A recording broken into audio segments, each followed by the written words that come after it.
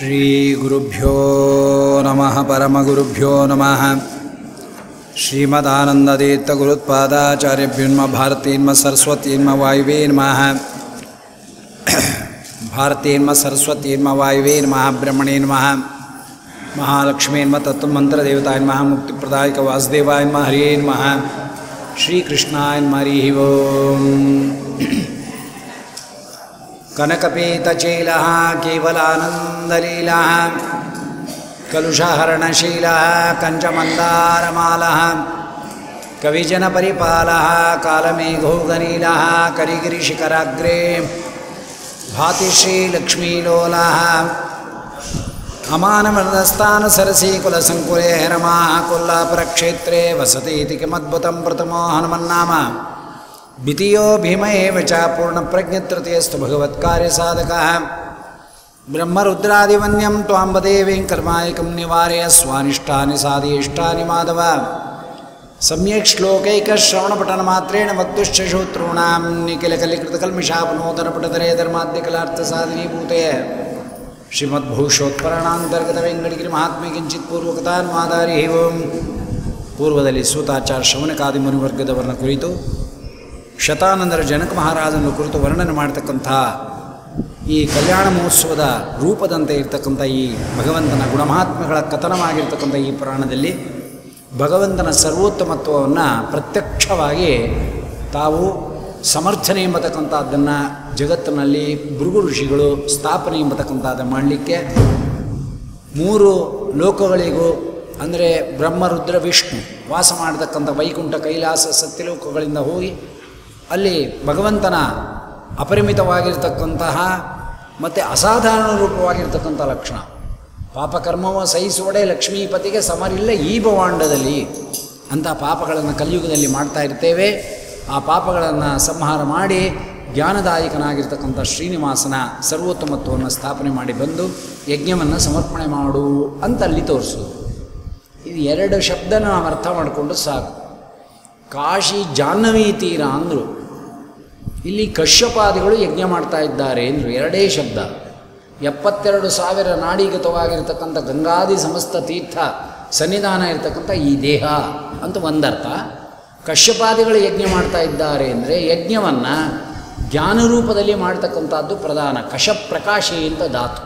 ಆದ್ದರಿಂದ ಕಶ್ಯಪಾದಿಗಳು ಅಂದರೆ ತತ್ವಾಭಿಮಾನಿ ದೇವತೆಗಳು ಒಳಗೆ ಕೂತ್ಕೊಂಡು ನಾವು ಯಾವ ಥರ ನಮ್ಮ ಸಂಬಂಧವನ್ನು ಕೊಡ್ತೇವೋ ಇಚ್ಛೆಯನ್ನು ಅದಕ್ಕೆ ಅನುಗುಣವಾಗಿ ತತ್ವಾಭಿಮಾನಿ ದೇವತೆಗಳು ಭಗವಂತನಿಗೆ ಅದನ್ನು ಸಮರ್ಪಣೆ ಮಾಡ್ತಾರೆ. ನಮ್ಮ ಇಚ್ಛೆಗೆ ಅನುಸಾರವಾದ ಕರ್ಮ ಜ್ಞಾನಾತ್ಮಕವಾಗಿರ್ತಕ್ಕಂಥ ವಿಷಯವನ್ನು ನಾವು ಇಚ್ಛೆ ಪಟ್ಟರೆ, ಅಂಥ ಕಾರ್ಯ ನಾವು ಮಾಡಲಿಕ್ಕೆ ಪ್ರಯತ್ನ ಪಟ್ಟರೆ ಆ ಕಾರ್ಯವನ್ನು ಭಗವದ್ ಅನುಗ್ರಹದಿಂದ ಪೂರ್ಣ ಮಾಡಿಸಿ ಭಗವಂತನಿಗೆ ಅವರು ಸಮರ್ಪಣೆ ಮಾಡ್ತಾರೆ. ಆಗ ಜೀವಿ ಸರ್ವೋತ್ತಮ ಅಂತ ತಿಳ್ಕೊಂಡಿರಬೇಕು, ತತ್ವಾಭಿಮಾನಿಗಳು ತಿಳ್ಕೊಂಡಿರ್ಬೇಕು. ತತ್ವಾಭಿಮಾನಿಗಳು ಆಲ್ರೆಡಿ ಅವ್ರ ವಿಚಾರ ಬೇರೆ, ಅವ್ರು ತಿಳ್ಕೊಂಬಿಟ್ಟಿದ್ದಾರೆ. ಜೀವಿ ಸರ್ವೋತ್ತಮ ಅಂತ ತಿಳಿದು ಮಾಡಿರ್ತಕ್ಕಂಥ ಕರ್ಮವನ್ನು ತತ್ವಾಭಿಮಾನಿ ದೇವತೆಗಳು ವಾಯುದೇವರ ದ್ವಾರ ಸಮರ್ಪಣೆ ಮಾಡ್ತಾರೆ. ನಾವು ತಿಳಿಯೋದು ಮುಖ್ಯ. ಒಳಗಿರ್ತಕ್ಕಂಥ ತತ್ವಾಭಿಮಾನಿಗಳು ಏನು ತಿಳ್ಕೊಂಡಿದ್ದಾರೆ ಬಿಟ್ಟಿದ್ದಾರೆ ಸೆಕೆಂಡ್ರಿ. ಅವರು ತಿಳ್ಕೊಂಡಿದ್ದಾರೆ ಬಿಟ್ಟಿದ್ದಾರೆ, ನಿಮಗೆ ನೀ ಏನು ತಿಳಿತೆ ಅದನ್ನು ಸಮರ್ಪಣೆ ಮಾಡ್ತಾರೆ. ಅದಕ್ಕೆ ಭಗವಂತ ಅವ್ರನ್ನ ತತ್ವಾಭಿಮಾನಿಗಳಾಗಿ ಇಟ್ಟಿದ್ದಾರೆ. ಅವರು ಸರ್ವೋತ್ತಮ ಅಂತ ತಿಳ್ಕೊಂಡು ಮಾಡ್ತಾರೆ ಬಿಡಿ, ನಾವು ಹೇಗೆ ಮಾಡಿದ್ರೇನು ಅಂದರೆ ಆದರೆ ಯಾರು ಸರ್ವೋತ್ತಮ ಅಂತ ಅನುಸಂಧಾನವೇ ಮಾಡಬೇಕಾದ್ದಿಲ್ಲ.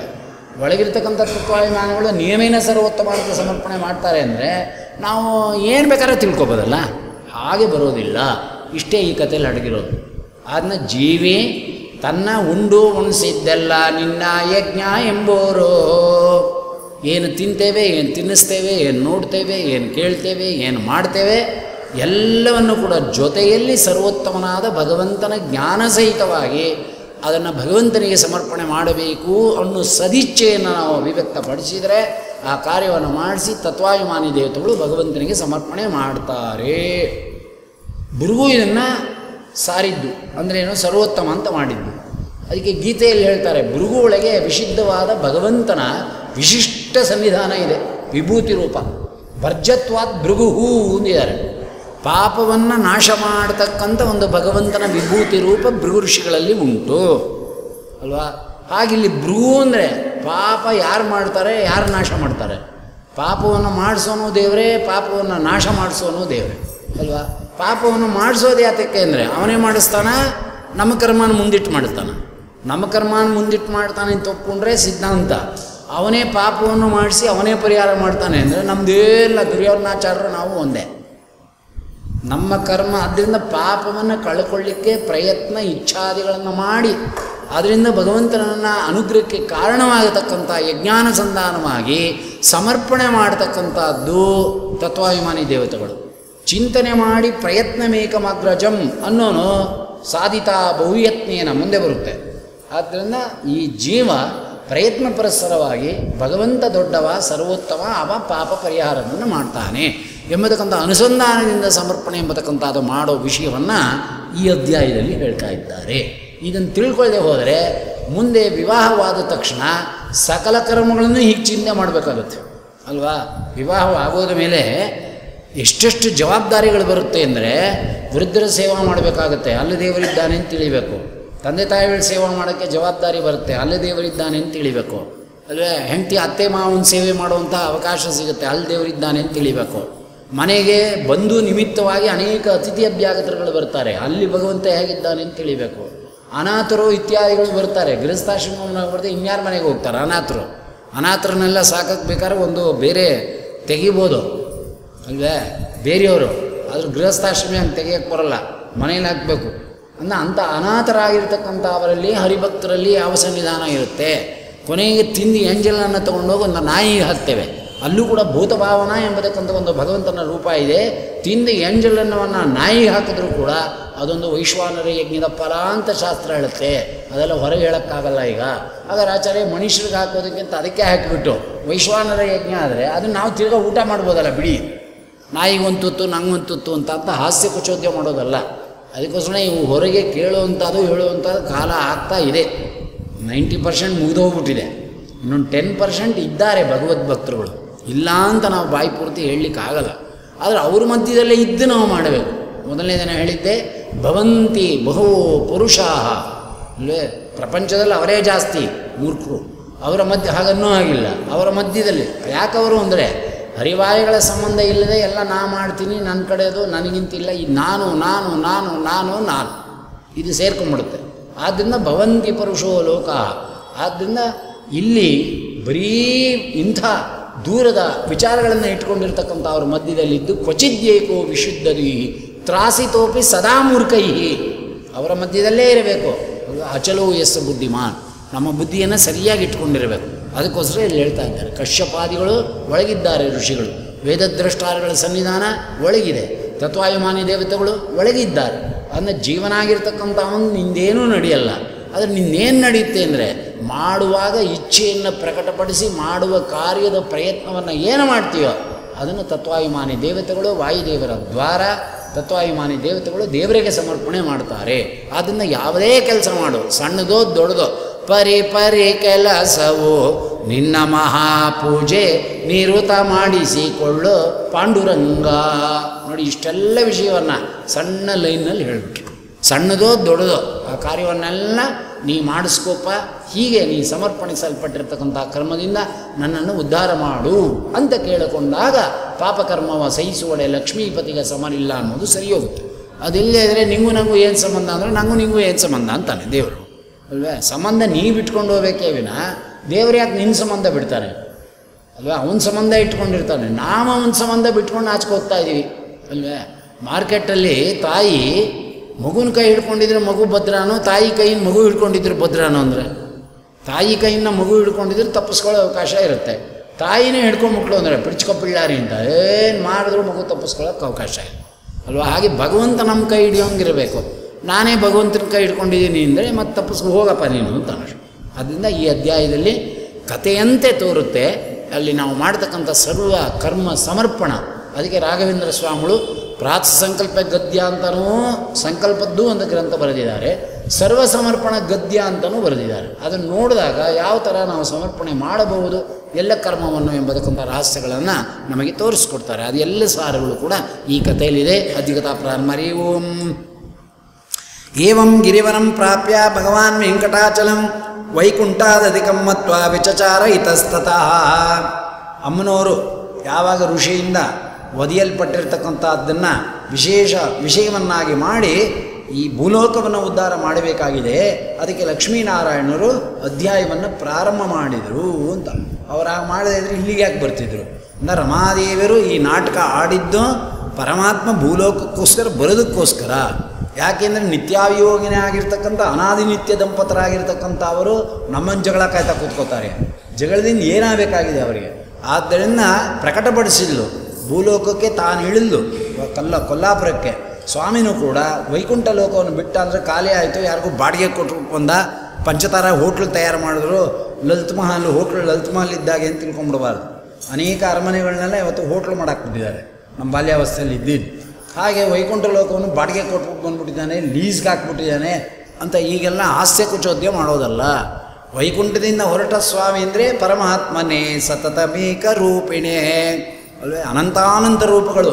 ದೀಪಂ ದೀಪಾಂತರಂ ಯಥಾ ಅನ್ನತ್ತೆ ಶಾಸ್ತ್ರ. ಒಂದು ದೀಪದಿಂದ ಇನ್ನೊಂದು ದೀಪ ಹಚ್ಕೊಂಡ್ರೆ ಮೂಲ ದೀಪದಲ್ಲಿ ಏನು ವ್ಯತ್ಯಾಸ ಆಯಿತು? ಕೋಟಿ ದೀಪವನ್ನು ಬೇಕಾದ್ರೆ ಹಚ್ಕೋಬೋದು. ಹಾಗೆ ಪರಮಾತ್ಮನ ರೂಪದಿಂದ ಒಂದ ಎರಡ ಅನಂತಾನಂತ ರೂಪಗಳು ಹೊರಡ್ತಕ್ಕಂಥದ್ದಾಗುತ್ತೆ. ಹಾಗೆ ವೈಕುಂಠದಲ್ಲಿ ಇಲ್ಲ ರೂಪ ಅನ್ಕೋಬಾರ್ದು, ಒಂದು ರೂಪ ಭೂಲೋಕಕ್ಕೆ ಹೊರಡ್ತಕ್ಕಂಥದ್ದಾಗಿದೆ. ಎಲ್ಲಿಗೆ ಬಂದ? ಈ ವರಾಹ ಪರ್ವತಕ್ಕೆ ಬರ್ತಕ್ಕಂಥವನಾಗಿದ್ದಾನೆ. ವೈಕುಂಠಾದ ಅಧಿಕಮ್ಮತ್ವ, ವೈಕುಂಠಕ್ಕಿಂತ ಇದು ಶ್ರೇಷ್ಠ ಅಂತ ದೇವರು ತಿಳಿದಂತೆ. ಅವನು ತಿಳಿದ ಅಂದರೆ ಶ್ರೇಷ್ಠತ್ವವನ್ನು ಕೊಡೋನು ಅವನೇ ತಾನೆ. ಅವನು ತಿಳಿದಿದ್ದಾನೆ ಅಂದರೆ ವೈಕುಂಠಕ್ಕಿಂತ ಅಧಿಕವಾದಂಥ ಫಲ ಭೂಲೋಕದಲ್ಲಿ ಇಲ್ಲಿ ಸಿಕ್ಕತ್ತೆ ಅಂತ ಅರ್ಥ. ಯಾಕೆ ಅಂದರೆ ವೈಕುಂಠ ಅಧಿಕತ್ವ ಯಾಕೆ ಒಪ್ಪಿದ್ದೇವೆ ಅಂದರೆ ಆ ರೂಪ ಇರೋದ್ರಿಂದ. ಆ ರೂಪ ಇಲ್ಲಿ ಬಂದ್ರೇನು ಅಲ್ಲಿದ್ರೇನು ಅಲ್ವೇ. ದೊಡ್ಡ ದೊಡ್ಡ ಶ್ರೀಮಂತರಿಗೆ ಮನೇಲಿದ್ದರೂ ಅದೇ ಸುಖ, ಹೋಟ್ಲಲ್ಲಿ ಇಳ್ಕೊಂಡಿದ್ರು ಅದೇ ಸುಖ. ಇನ್ನೊಬ್ಬರ ಮನೆಗೆ ಹೋದ್ರೂ ಅವ್ರು ದೊಡ್ಡ ಮನುಷ್ಯರಪ್ಪ, ಅವ್ರಿಗೆ ತಕ್ಕಂತೆ ನಡ್ಕೋಬೇಕು ಅಂತ ಎಲ್ಲ ರೆಡಿ ಮಾಡ್ಕೊಂಡಿರ್ತಾರೆ. ಅವ್ರಿಗೆ ಎಲ್ಲೋದ್ರೂ ನಡೆಯುತ್ತೆ ಅಲ್ಲ, ಈ ಬಡವಂಗೆ ಎಲ್ಲೋದ್ರೂ ನಡೆಯಲ್ಲ. ಹಾಗೆ ಲಕ್ಷ್ಮೀಪತಿ ಅವನು ಎಲ್ಲೋದ್ರೂ ನಡೆಯುತ್ತೆ. ಆದ್ದರಿಂದ ವೈಕುಂಠವನ್ನು ಬಿಟ್ಟ ಅವನು ಕೂಡ ಈ ವರಾಹ ಪರ್ವತಕ್ಕೆ ಬರತಕ್ಕಂಥ ಅವನಾಗಿದ್ದಾನೆ. ದಕ್ಷಿಣೇ ವಿಮಲಂ ದಿವ್ಯಂ ವಲ್ಮೀಕಂ ದೃಷ್ಟವಾನ್ ಮುದ. ಹಾವನ ಮೇಲೆ ಮಲ್ಕೊಂಡು ಅಭ್ಯಾಸ ಆಗಿಬಿಟ್ಟಿದೆ. ಶೇಷಶಾಯಿ ಶೇಷಶಾಯಿ ಶೇಷಶಾಯಿ ನಮೋ ನಮೋ ಶೇಷಶಾಯಿನೇ. ಚಂದ್ರಿಕಾರಾಯರು ಅದನ್ನೇ ಸ್ತೋತ್ರ ಮಾಡ್ತಾ ಇದ್ದಾರೆ ರಂಗನಾಥನ ತಮ್ಮ ಗ್ರಂಥದಲ್ಲಿ ಮಂಗಳ ಮಾಡಬೇಕಾದ್ರೆ. ಆದ್ದರಿಂದ ಶೇಷಶಾಹಿಯಾಗಿ ಮಲಗಿಬಿಟ್ಟಿದ್ದಾನೆ. ಆದ್ದರಿಂದ ಬಿಡಕ್ಕಾಗತ್ತೆ ಸಂಸ್ಕಾರ. ಹಾಸಿಗೆ ಮೇಲೆ ಮಲಗಿಸ್ಬಿಟ್ಟು ಒಂದಿನ ತುಂಡು ಪಂಚೆ ಹಾಸ್ಬಿಡಪ್ಪ ಅಂದರೆ ರಾತ್ರಿ ಪೂರ್ತಿ ನಿದ್ದೆ ಬರೋಲ್ಲ. ತುಂಡು ಪಂಚೆಗೆ ಅಡ್ಜಸ್ಟ್ ಆಗಿಬಿಟ್ಟ ಅಂದರೆ ಆ ಹಾಸಿಗೆ ಸಿಕ್ಕರೆ ಇನ್ನೂ ಚೆನ್ನಾಗಿ ನಿದ್ದೆ ಬರುತ್ತೆ. ಅದಕ್ಕೆ ನಮ್ಮ ಗುರುಗಳು ಹೇಳ್ತಿದ್ರು, ಮೊದಲು ತುಂಡು ಪಂಚೆಗೆ ಅಡ್ಜಸ್ಟ್ ಆಗು, ಆಮೇಲೆ ಶಯನದಾನ ಅವೆಲ್ಲ ಮುಂದೊಂದು ಅಂತ. ಈಗೇನು ಬಯಸ್ಬೇಡ ಅಂತ ಅಲ್ವೇ. ನಾವು ಮೊದಲಿಂದಾನೂ ಮಡ್ಪಂಚನೆ, ಈಗಲೂ ಮಡ್ಪಂಚನೆ. ಇವಾಗ ನಮ್ಮ ಜೀವಮಾನ ಪೂರ್ತಿ ಮಡ್ಪಂಚನೆ ಮಾಡಾಕ್ಬಿಟ್ಟ ಸ್ವಾಮಿ.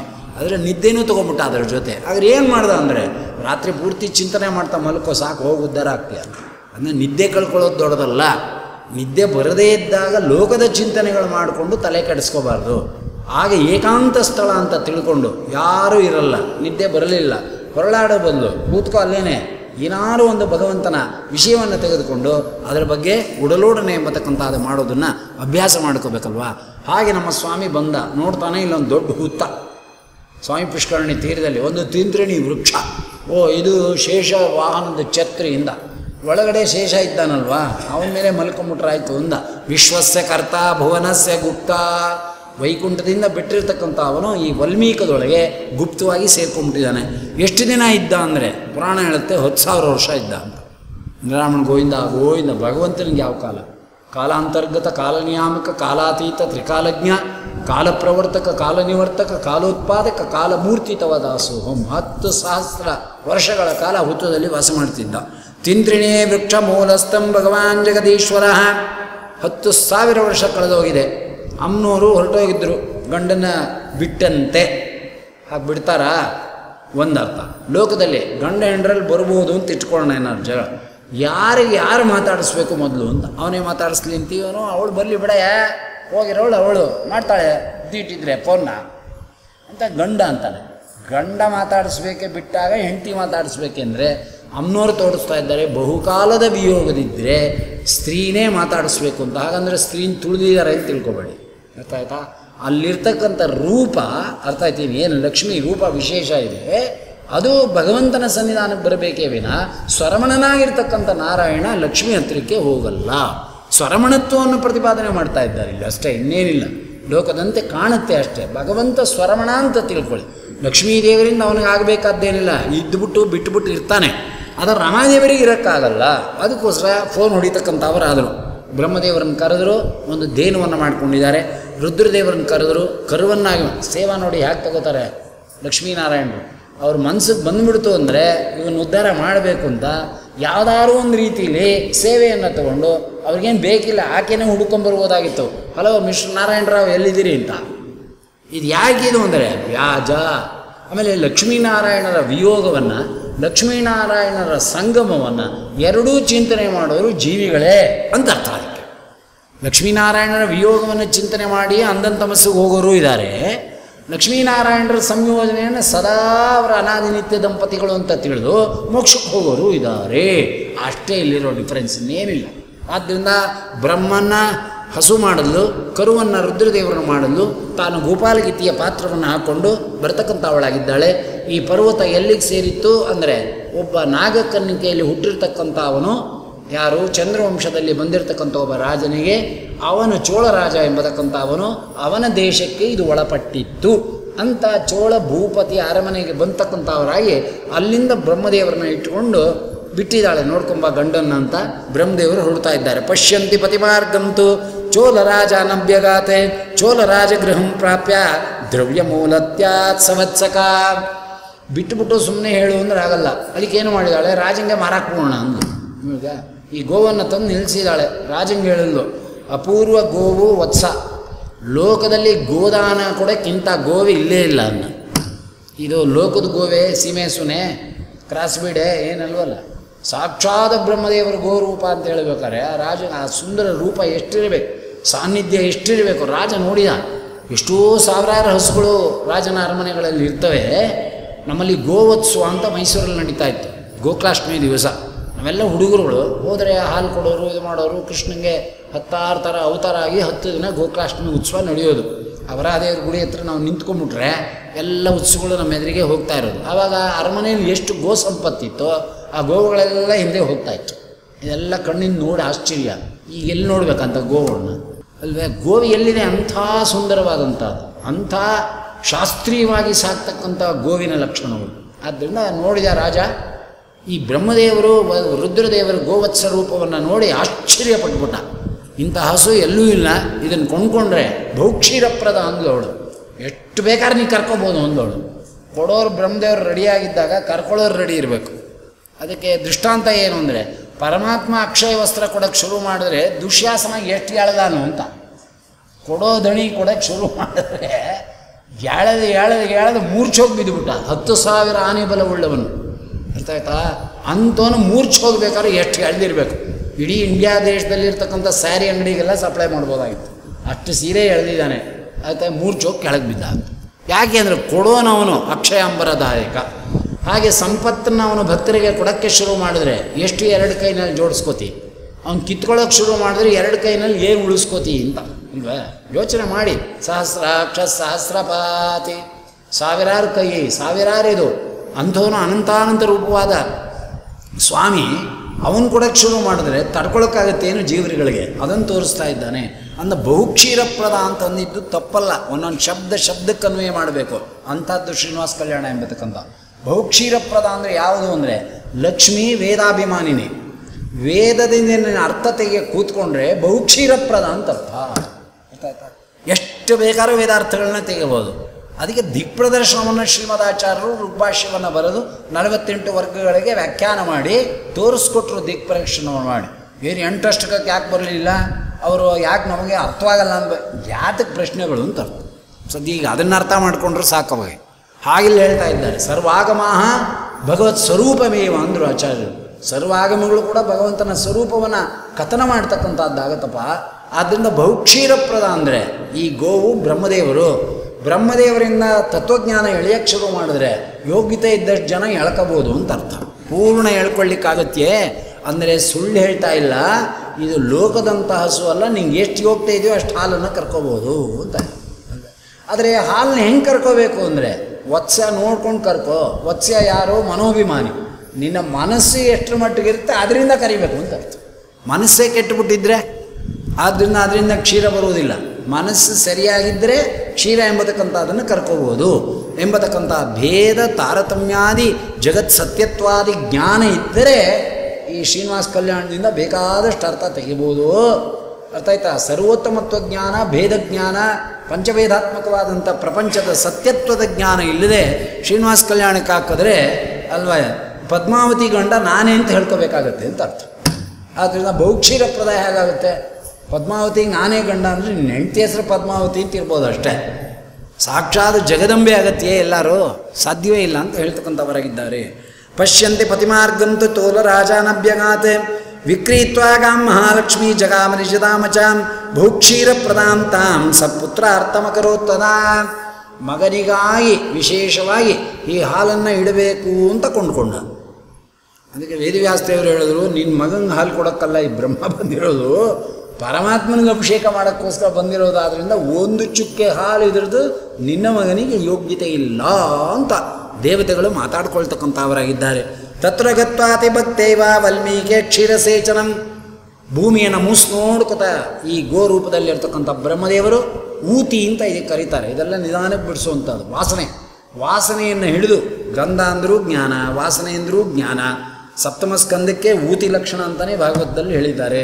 ಜನ್ಮಾಂತರದ ವಾಸನೆ ಇದ್ದರೆ ಜ್ಞಾನ, ಜನ್ಮಾಂತರದ ಕರ್ಮದ ವಾಸನೆ ಇದ್ದರೆ ನಮ್ಗೆ ಎಚ್ಚರಿಕೆ, ಜನ್ಮಾಂತರದ ದೊಡ್ಡವರ ಸ್ಥಾನಮಾನದಲ್ಲಿ ಭಯದ ವಾಸನೆ ಇದ್ದರೆ ಜ್ಞಾನ ಪ್ರಾಪ್ತಿ.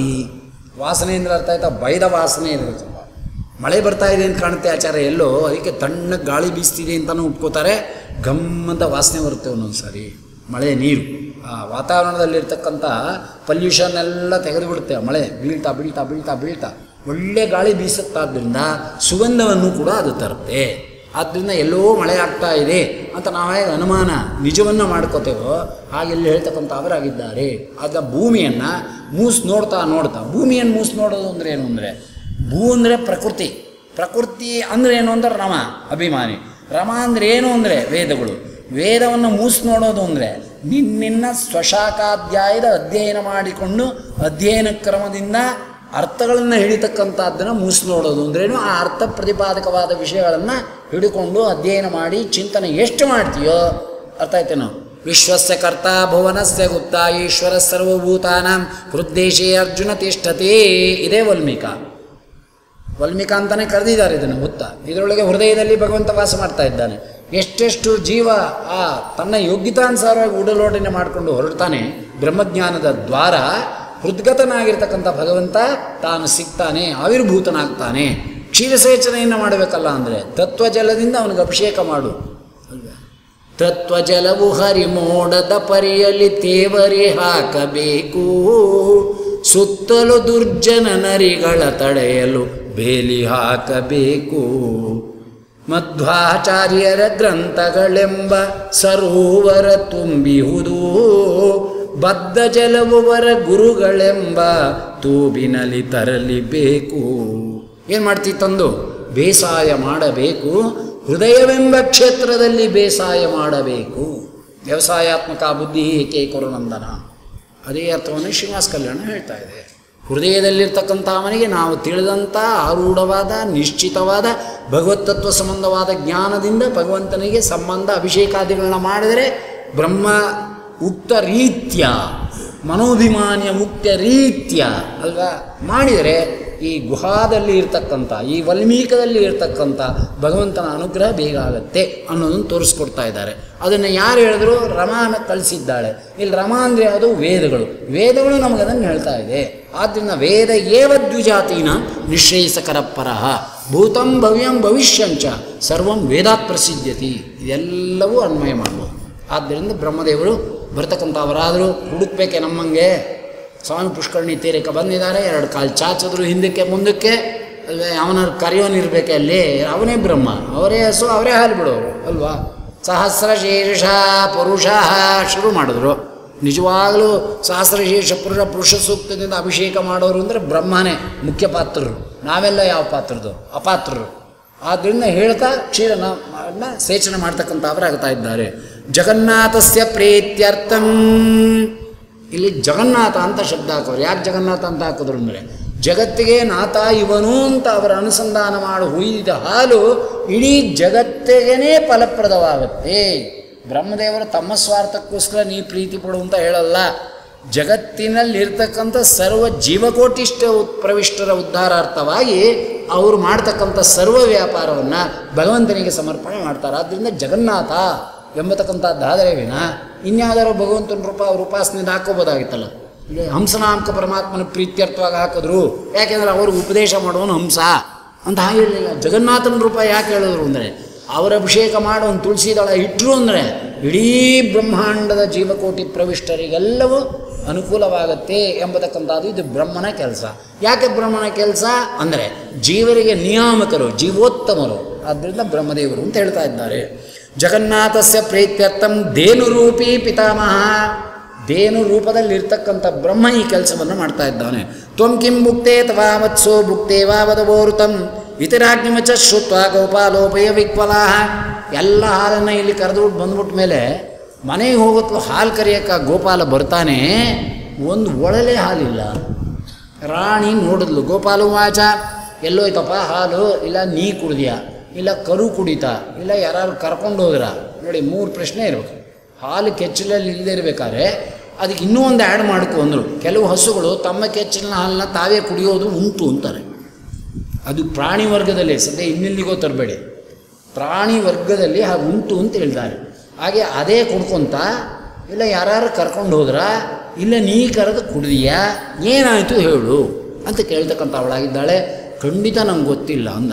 ನಾನು ಮೇಯಕ್ಕೆ ಬಿಟ್ಟಿದ್ದೆ, ಎಲ್ಲಿ ಹೋಯ್ತು ಏನು ಮಾಡ್ತು ಅಂತ ಗೊತ್ತಿಲ್ಲ, ನಾ ಕುಡ್ದಿಲ್ಲ, ಅದು ಕುಡ್ದಿದೆಯೋ ಏನೋ ನನಗೂ ಗೊತ್ತಿಲ್ಲ ಅಂದ. 2-3 ದಿನ ಕಂಟಿನ್ಯೂ ಆಯಿತು. 8 ದಿನ ಸುಮ್ಮನಿರ್ತಾರೆ. ಆಮೇಲೆ ಗೋಪಾಲನ ಕೇಳಿದ್ಲು, ಎಲ್ಲಿದೆ ಹಾಲು ಯಾಕಿಲ್ಲ ಅಂತ. ನ ಜಾನೇಹಂ ತತ್ ಕರ್ಮ ನಮಯ ಪಿಬತೆ ಪಯಾಹ, ನಾನಂತೂ ಕುಡ್ದಿಲ್ಲ, ಕರು ಕುಡಿದೇ ಇರೋ ಹಂಗೆ ನೋಡ್ಕೊಂಡಿದ್ದೀನಿ, ಮುಂದೆ ಏನಾಯಿತೋ ನಂಗೆ ಗೊತ್ತಿಲ್ಲ ಅಂತ ಹೇಳ್ತಾರೆ. ಸ್ವಯಂ ಪಿಬತಿ ವಾದೀನು, ಏನು ದೇನುನೇ ಕುಡ್ಕೊಂಡ್ಬಿಡ್ತಾ ಸ್ವಯಂ ವತ್ಸೋ ವ್ಯಕ್ತಿನ ವಿದ್ಮಹೆ, ಅಥವಾ ಕರು ಕುಡ್ದಿದೆಯೋ ನಂಗೆ ಅದು ಗೊತ್ತಿಲ್ಲ. ದೇನು ಶೇಷಾಚಲಂ ತತ್ರ ವಾಲ್ಮೀಕಿ ಹರಿಮಂದಿರೆ, ರಜ್ಜು ತೊಗೊಂಡ್ಳು ಚಾವಟಿನ ಹಂಟಿಂಗ್ ಇರುತ್ತಲ್ಲ ಹಾಗೆ ಜಾಡ್ಸಿ ಹೊಡೆದ್ಲು ನೋಡಿ, ಆಗ ಬಾಯಿ ಬಿಡ್ತೀನಿ ನೀನು ಅಂತ. ಈಗ ಏನು ಬಾಯಿ ಬಿಡ್ತಾನೆ ಪಾಪ, ಎಷ್ಟು ಹೇಳಿದ್ರು ಅಷ್ಟೇ ಸತ್ಯ. ಸತ್ಯ ಅಂದಮೇಲೆ ಒಂದೇ, ಅದಕ್ಕೆ ಹೊಡೆದ್ರು ಅಷ್ಟೇ, ತೆಗೆದ್ರು ಅಷ್ಟೇ, ಪ್ರಾಣ ತೆಗೆದ್ರು ಅಷ್ಟೇ. ಅಲ್ಲ ಇಲ್ಲದೇ ಇದ್ದಿದ್ದೀನಿ ಎಲ್ಲಿಂದ ಹೇಳೋಣ. ಹೊಡಿತಾ ಇದ್ರೆ ಸತ್ಯ ಈಚೆಗೆ ಬರುತ್ತೆ ಅಂದರೆ ಕಳ್ಕೊಂಡ್ರ ವಿಚಾರ, ಯೋಗ್ಯರ ವಿಚಾರ ಅಲ್ಲ ಅದು. ಪಾಪ ನಿಜವಾಗ್ಲೂ ಅವ್ನು ನೋಡಿಲ್ಲ, ಅದನ್ನ ಹೊಡೆದ್ಲು. ಮಾನ್ಯ ದಿನ ಹಸುನ ಕರ್ಕೊಂಡು ಹೊರಟ, ಕೋಪ ಬಂದ್ಬಿಟ್ಟಿದೆ ಹಸು ಮೇಲೆ, ಅಂದರೆ ಒಂದು ಕೊಡ್ಲಿ ಹಾಕ್ಕೊಂಡ. ಇದೇನು ಮಾಡುತ್ತೆ ನೋಡೋಣ ಅಂತ ಹೋದ. ಆ್ಯಸ್ ಇಟ್ ಈಸ್ ನೋಡ್ದ ಅಲ್ವಾ, ಅಲ್ಲಿ ಹಾಲನ್ನು ಕರಿತಾ ಇರೋದು ನೋಡ್ದಲ್ಲ ಇವುದೇ. ಎಲ್ಲಿ ಹಾಲನ್ನು ಕರೆದುಬಿಟ್ಟು ಈ ಹುತ್ತದೊಳಗೆ ನನಗನ್ಯಾಯವಾಗಿ ಹೊಡಿಸ್ತಾ ಇದೆ ದಿನ ಅಂದ, ಕೊಡ್ಲಿ ತೊಗೊಂಡು ಹೊಡೆದು ಬಿಡ್ತೀನಿ ಅಂತ ಎತ್ತದ ನೋಡಿ ಕೋಪಕ್ಕೆ. ಕ್ರುದ್ಧ ಗುರುನಪ್ಯ, ಕೋಪ ಬಂದಾಗ ಗುರುನೇ ಹತ್ಯೆ ಮಾಡ್ತೀವಿ ಅಂದಾಗ ಗೋಹತ್ಯೆ ಮಾಡೋದು ಏನು ಹೆಚ್ಚು ಅಲ್ವಾ. ಅದಕ್ಕೆ ಕೋಪ ಅನ್ನೋದು ಅಷ್ಟು ಕೆಟ್ಟದ್ದು ಅಂತ ಹೇಳ್ತಾರೆ. ಕೋಪ ಬಂದ ತಕ್ಷಣ ಕೋಪ ಇಳಿಯೋದಕ್ಕೆ ಏನು ಬೇಕೋ ಅದು ಮಾಡ್ಕೋಬೇಕೇ ವಿನ ಕೋಪ ರೈಸಿಂಗಲ್ಲಿ ಇಡಬಾರ್ದು. ಅಲ್ಲ ರೈಸಿಂಗಲ್ಲಿ ಇಡಬಾರ್ದು ಅಂದರೆ ಆಕ್ಸಿಲೇಟರ್ ರೈಸಿಂಗಲ್ಲಿ ಇರಬೇಕು ಹೋಗ್ಬೇಕಾದ್ರೆ. ಅದಕ್ಕೆ ಅಲ್ಲ, ಇಲ್ಲಿ ಕೋಪನೇ ಆಕ್ಸಿಲೇಟರ್ ಕೊಡಬಾರ್ದು, ಕೈಗೆ ಝ್ ಅಂತ ಹೋಗ್ತಿರ್ತಾರೆ ನೋಡಿ ಅಲ್ಲಿ, ಅದು ಎಲ್ಲೋ ಒಂದಿನ ಹೊಡೆದು ಬಿಡ್ತಾನೆ 80-90 ಹೋದರೆ. ಹಾಗೆ ಇಲ್ಲಿ ಕೋಪನ ಉಪಶಮನ ಮಾಡಲಿಕ್ಕೆ ಹೋಗಬೇಕೇ ವಿನ ಕೋಪವನ್ನು ರೈಸ್ ಮಾಡ್ಕೊಳ್ಳಿಕ್ಕೆ ಹೋಗಬಾರ್ದು. ಮಾತು ಬಿಟ್ಬಿಡು ಅಷ್ಟೇ. ಮಾತು ಬೆಳೆದರೆ ತಾನೇ ಈ ಕೋಪ ಜಾಸ್ತಿ ಆಗೋದು. ಏನೋ ನಾವು ಹೇಳ್ತೀವಿ, ಅದು ಅಲ್ಲಿ ರಿಯಾಕ್ಷನ್ ಆಗಲಿಲ್ಲ, ರಿಯಾಕ್ಷನ್ ಆಗದೇ ಇದ್ದರೆ ಸ್ತಬ್ಧೋಹಂ ಅಷ್ಟೇ, ಏನೋ ಮಾಡ್ಕೊಳ್ಳಿ ಗೋವಿಂದ ಅಷ್ಟೇ. ನಮಗೇನು 2 ದಿನ ಸರಿಯೋಗಿ ಅವರೇ ಬರ್ತಾರೋ, ಇಲ್ಲ ನಮಗೆ ಶಾಂತಿಯಾಗಿ ಏನಾರು ಹಾಳಾಗೋಗ್ಲಿ ಆಚಾರ್ಯ ಸಂಸಾರದಲ್ಲಿ. ಸಂಬಳ ತೊಗೋತೀನಿ, ದುಡ್ಡು ಎಸ್ಬಿಡ್ತೀನಿ, ಊಟ ಹಾಕಿದ್ರೆ ಮಾಡ್ತೀನಿ, ಇಲ್ಲಿ ಹೋಟ್ಲಿಗೆ ಆರಾಮಾಗಿ ಊಟ ಮಾಡ್ಬಿಡ್ತೀನಿ ಕ್ಯಾಟ್ರಿಂಗ್. ಅವರೇ ಕೇಳಬೇಕು ಎಲ್ಲಿ ನುಂಗ್ದಿ ಅಂತ. ಬರಲಿ ಬಿಡು, ಯಾಕೆ ಅವ್ರಿಗೆ ಶ್ರಮ ಅಂತ ಎಲ್ಲ ಅಡ್ಜಸ್ಟ್ಮೆಂಟ್ ಮಾಡ್ಕೊಂಬಿಡ್ತಾರಲ್ಲ, ಹಾಗೆ ಇದು ಕೂಡ ಅಂತ ಹೇಳ್ತಾ ಇದ್ದಾರೆ ಅಲ್ವೇ. ಕೊಡ್ಲಿ ಎತ್ತದ ಒಳಗೆ ಸ್ವಾಮಿ ನೋಡ್ದ, 10,000 ವರ್ಷದಿಂದ ನನಗೆ ಕ್ಷೀರಸೇಚನೆ ಮಾಡ್ತಾ ಇದ್ದಾನೆ ಬ್ರಹ್ಮ, ಹಾಲು ಕುಡಿಸ್ತಾ ಇದ್ದಾನೆ. ಉಪ್ಪಿಟ್ಟವನನ್ನು ಮುಪ್ಪಿನವರೆಗೆ ನೆನೆ, ಲೋಕ ನ್ಯಾಯ ಅಲ್ವಾ. ಇದು ನನಗೆ ಉಪಕಾರ ಮಾಡಿದೆ, ಈಗ ಅದಕ್ಕೆ ಅಪಾಯ ಬಂದಿರೋ ಕಾಲದಲ್ಲಿ ನಾನು ಪ್ರತ್ಯುಪಕಾರ ಮಾಡದೆ ಹೋದರೆ ಲೋಕದಲ್ಲಿ ಕಲ್ಯಾಣ ಬಯಸೋನು, ಸಾಧನೆ ಬಯಸೋನು, ಪ್ರತ್ಯುಪಕಾರಗಳನ್ನು ಮಾಡ್ತಕ್ಕಂಥ ಸ್ವಭಾವ ಇರಬೇಕು ಅಂತ ದೇವರು ತೋರಿಸ್ತಾ ಇದ್ದಾರೆ. ನಾವು ಬರೀ ಇನ್ನೊಬ್ಬರಿಂದ ಉಪಕಾರ ತೊಗೋತಿರೋದೇ ಇಲ್ಲ. ಅವ್ರ ಮನೆಗೆ ಹೋಗಿದ್ದೇ ಕಾಪಿ ಕೊಟ್ಟರು, ಅವ್ರ ಮನೆಗೆ ಹೋಗಿದ್ದೇ ಕಾಪಿ ಕೊಟ್ಟರು, ಇವತ್ತು ಯಾಕೋ ಕೊಡಲೇ ನೀನು ಯಾವತ್ತು ಕೊಡೋದು? ನಿಮ್ಮ ಮನೆಗೆ ಬಂದಾಗ ಕೊಡ್ತೀರ ಅಂದರೆ ಇಲ್ಲಪ್ಪ ನಮ್ಮ ಮನೇಲಿ ಯಾರಿಗೇರೂ ಕೊಡೋದಿಲ್ಲ, ನಾವು ಇರೋದೇ ಇನ್ನೊಬ್ಬರ ಮನೇಲಿ ಕುಡಿಯೋಕ್ಕೆ ಅಂದರೆ ಅದು ಹೆಂಗಾಗತ್ತೆ? ಕುಡಿಲೂ ಬೇಕು, ನಾವು ಕೊಡಬೇಕಲ್ವ. ಹಾಗೆ ಪ್ರತ್ಯುಪಕಾರಾದಿಗಳನ್ನು ಉಂಟು ಸಾಧನೆ ಒಳಗೆ. ಪ್ರತ್ಯುಪಕಾರ ಅನ್ನೋದು ಕೂಡ ಕೃತಜ್ಞತೆಗೋಸ್ಕರ ಮಾಡ್ತಕ್ಕಂಥದ್ದು. ಇದಿಲ್ಲದೇ ಇದ್ದರೆ ಸಾಧನ ಹಾನಿಯಾಗತ್ತೆ ಎಂಬತಕ್ಕಂಥದ್ದನ್ನು ತೋರಿಸ್ತಾ ಇದ್ದಾನೆ ಭಗವಂತ. ಬ್ರಹ್ಮಂಗೂ ಯಾವ ಸಾಧನೆ ಆಗಬೇಕಾದ್ದಿಲ್ಲ, ಪರಮಾತ್ಮಂಗೂ ಯಾವ ಸಾಧನೆಯೂ ಆಗಬೇಕಾಗಿಲ್ಲ. ಯಾಕೆ ಈ ನಾಟಕ ಕಟ್ತಾ ಇದ್ದಾನೆ ಅಂದರೆ ಜೀವರ ರೆಪ್ರೆಸೆಂಟೇಟಿವು ಬ್ರಹ್ಮ, ಜೀವ ವಿಲಕ್ಷಣ ಭಗವಂತ. ಜೀವ ವಿಲಕ್ಷಣನಾದ ಭಗವಂತ ಜೀವ ರೆಪ್ರೆಸೆಂಟೇಟಿವ್ ಆಗಿರ್ತಕ್ಕಂಥ ಬ್ರಹ್ಮದೇವರಿಗೆ ತೋರಿಸ್ತಾ ಇದ್ದಾನೆ. ನೀ ಮಾಡಿದರೆ, ನಾ ಮಾಡಿದರೆ ಇಡೀ ಜಗತ್ತು ಅದನ್ನು ಫಾಲೋ ಮಾಡುತ್ತೆ. ಆದ್ದರಿಂದ ಪ್ರತ್ಯುಪಕಾರವನ್ನು ತೋರಿಸ್ತಕ್ಕಂಥವನಾಗ್ತಾ ಇದ್ದೇನೆಯಿಂದ ಆ ಕೊಡ್ಲಿ ಏನು ಹೊಡೆಯಕ್ಕೆ ಎತ್ತಿದ್ನೋ ಸ್ವಾಮಿ ಒಳಗಿಂದ ಎದ್ಬಿಟ್ಟು ಮೇಲ್ಗಡೆಯಿಂದ ಎದ್ದುಬಿಟ್ಟು ಅವನ ಕೈಯನ್ನು ಹಿಡಿತಕ್ಕಂಥವನಾಗಿದ್ದಾನೆ. ಅಭಿಷೇಚಂಚು ಕರಾಶ ಸ್ವಪಯೋದರ ಧಾರಕೈ ತದಾ ವಲ್ಮೀಕಗ ಸ್ವಾಮಿ ವಾತ್ಸಲ್ಯಂ ದರ್ಶಯನ್ಮನಿಯೇ ಸ್ವಭಕ್ತ ಹನನಂ ಲೋಕೆ ಆತ್ಮಾರ್ಥಮ್ಯ ಪುಮಾಂಶ್ಚರೇತ್. ಎಂಥ ಮಾತು! ಲೋಕದಲ್ಲಿ ಸ್ವಭಕ್ತ ಹನನಂ, ಸ್ವಭಕ್ತ ಅನ್ನೋಕ್ಕೆ ಎರಡರ್ಥ ಇಲ್ಲಿ. ಉಪಕಾರ ಮಾಡಿದವನು ಭಕ್ತ ಒಂದರ್ಥ.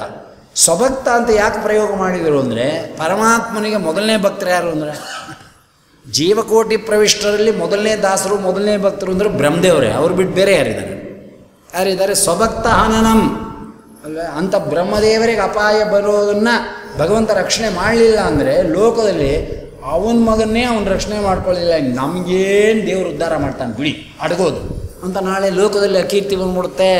ಗೀತೆಯಲ್ಲಿ ಹೇಳ್ತಾನೆ, ಲೋಕೆ ಅಕೀರ್ತಿ ಮರಣಾತ್ ಅತಿರಿಚ್ಛತೆ. ಅಕೀರ್ತಿಯಿಂದ ನಾವು ಸಾವನ್ನು ಹೊಂದಬಾರದು. ನಮಗೆ ಯಾರೋ ಆರೋಪ ಮಾಡಿದ್ರೂ ಕೂಡ ಆ ಕೆಲಸ ನಾವು ಮಾಡದೇ ಹೋದರೂ ಕೂಡ ಆರೋಪವನ್ನು ಕೂಡ ನಾವು ಲೋಕದಲ್ಲಿ ಕಳ್ಕೋಬೇಕು.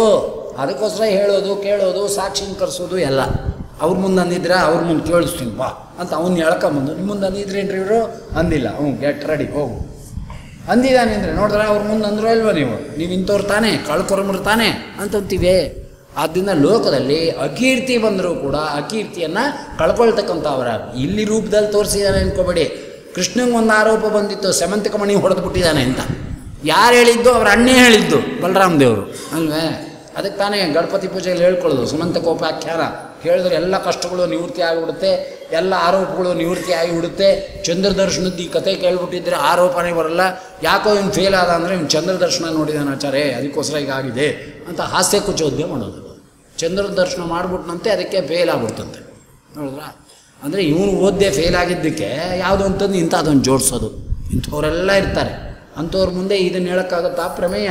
ಹಾಗೆಲ್ಲ ಹೇಳ್ತಾ ಇದ್ದಾರೆ. ಅದಕ್ಕೋಸ್ಕರನೇ ಲೋಕದಲ್ಲಿ ಅಧಿಕಾರಿಗಳಿಗೆ ಪ್ರಮೇಯ ಹೇಳಬೇಕೇ ವಿನ ಸಾಧಕರಿಗೆ ಪ್ರಮೇಯ ಹೇಳಬೇಕೇ ವಿನ ಕುಚೋದ್ಯ ಮಾಡುವವರಿಗೆ ಮತ್ತು ನಾಸ್ತಿಕರಿಗೆ, ವಿಹಿತ ಧರ್ಮಾಚರಣೆಯ ರಹಿತರಿಗೆ ಅಂಥವ್ರಿಗೆ ಯಾರಿಗೂ ಹೇಳಕ್ಕೋಬಾರ್ದು. ಅವ್ರ ಹತ್ರಷ್ಟು ನಾವೇ ಪ್ರಶ್ನೆ ಮಾಡಿಬಿಡ್ಬೇಕು. ಆವಾಗ ಅವನೇ ಊಟೋಗ್ತಾನೆ. ಅರ್ಥ ಆಯ್ತಾ? ಯಾವನ್ರಿ ದೇವರು ಅಂದರೆ ಯಾವನ ದೇವರ ಅಂದು ವಿಜಯೇಂದ್ರ ಮಾಡಿ ತೋರಿಸಿದ್ದಾರೆ ಅದನ್ನು. ಯಾವನೋ ಕೇಳಿದ್ನಂತೆ, ಈ ಬ್ರಹ್ಮಾಂಡನ ದೇವ್ರ ನಿರ್ಮಾಣ ಮಾಡಿದ್ನಾ ಅಂತ ವಿಜಯೇಂದ್ರ ಹತ್ರ ಬಂದಂತೆ. ಹೌದು ಅಂದ್ರಂತೆ. ಅಲ್ವೇ? ಅದೇನು ಮಾಡೋಕ್ಕಾಗುತ್ತೆ ಅಂದಂತೆ. ವಿಜಯೇಂದ್ರ ಅಂದ್ರಂತೆ, ಹೌದು ಮಾಡೋಕ್ಕಾಗಲ್ಲ ಅಂದ್ರಂತೆ.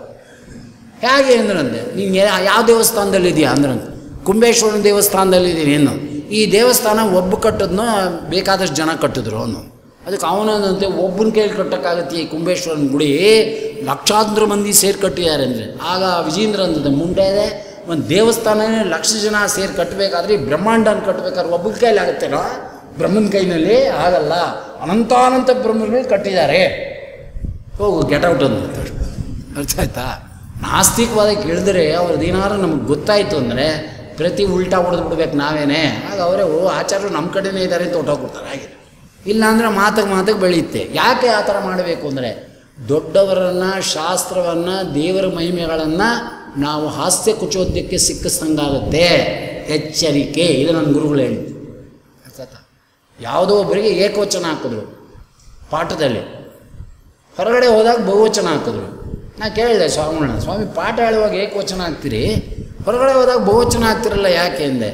ಬಹುವಚನ ಯಾಕೆ ಹಾಕ್ತೀನಿ ಅಂದರೆ ಸ್ವಾರ್ಥಕ್ಕಲ್ವೋ. ನಾನು ಅವ್ರಿಗೆ ಯಾವುದಾದ್ರು ಸಂಬಂಧದವ್ರಿಗೆ ಏಕವಚನ ಹಾಕಿದ್ರೆ ಅವ್ರು ನಮ್ಮ ಕಡೆ ದೇವತೆಗಳಿಗೆ ಏಕವಚನ ಹಾಕ್ತಾರೆ. ಅವಾಗ ಆ ಪಾಪ ಯಾರಿಗೆ?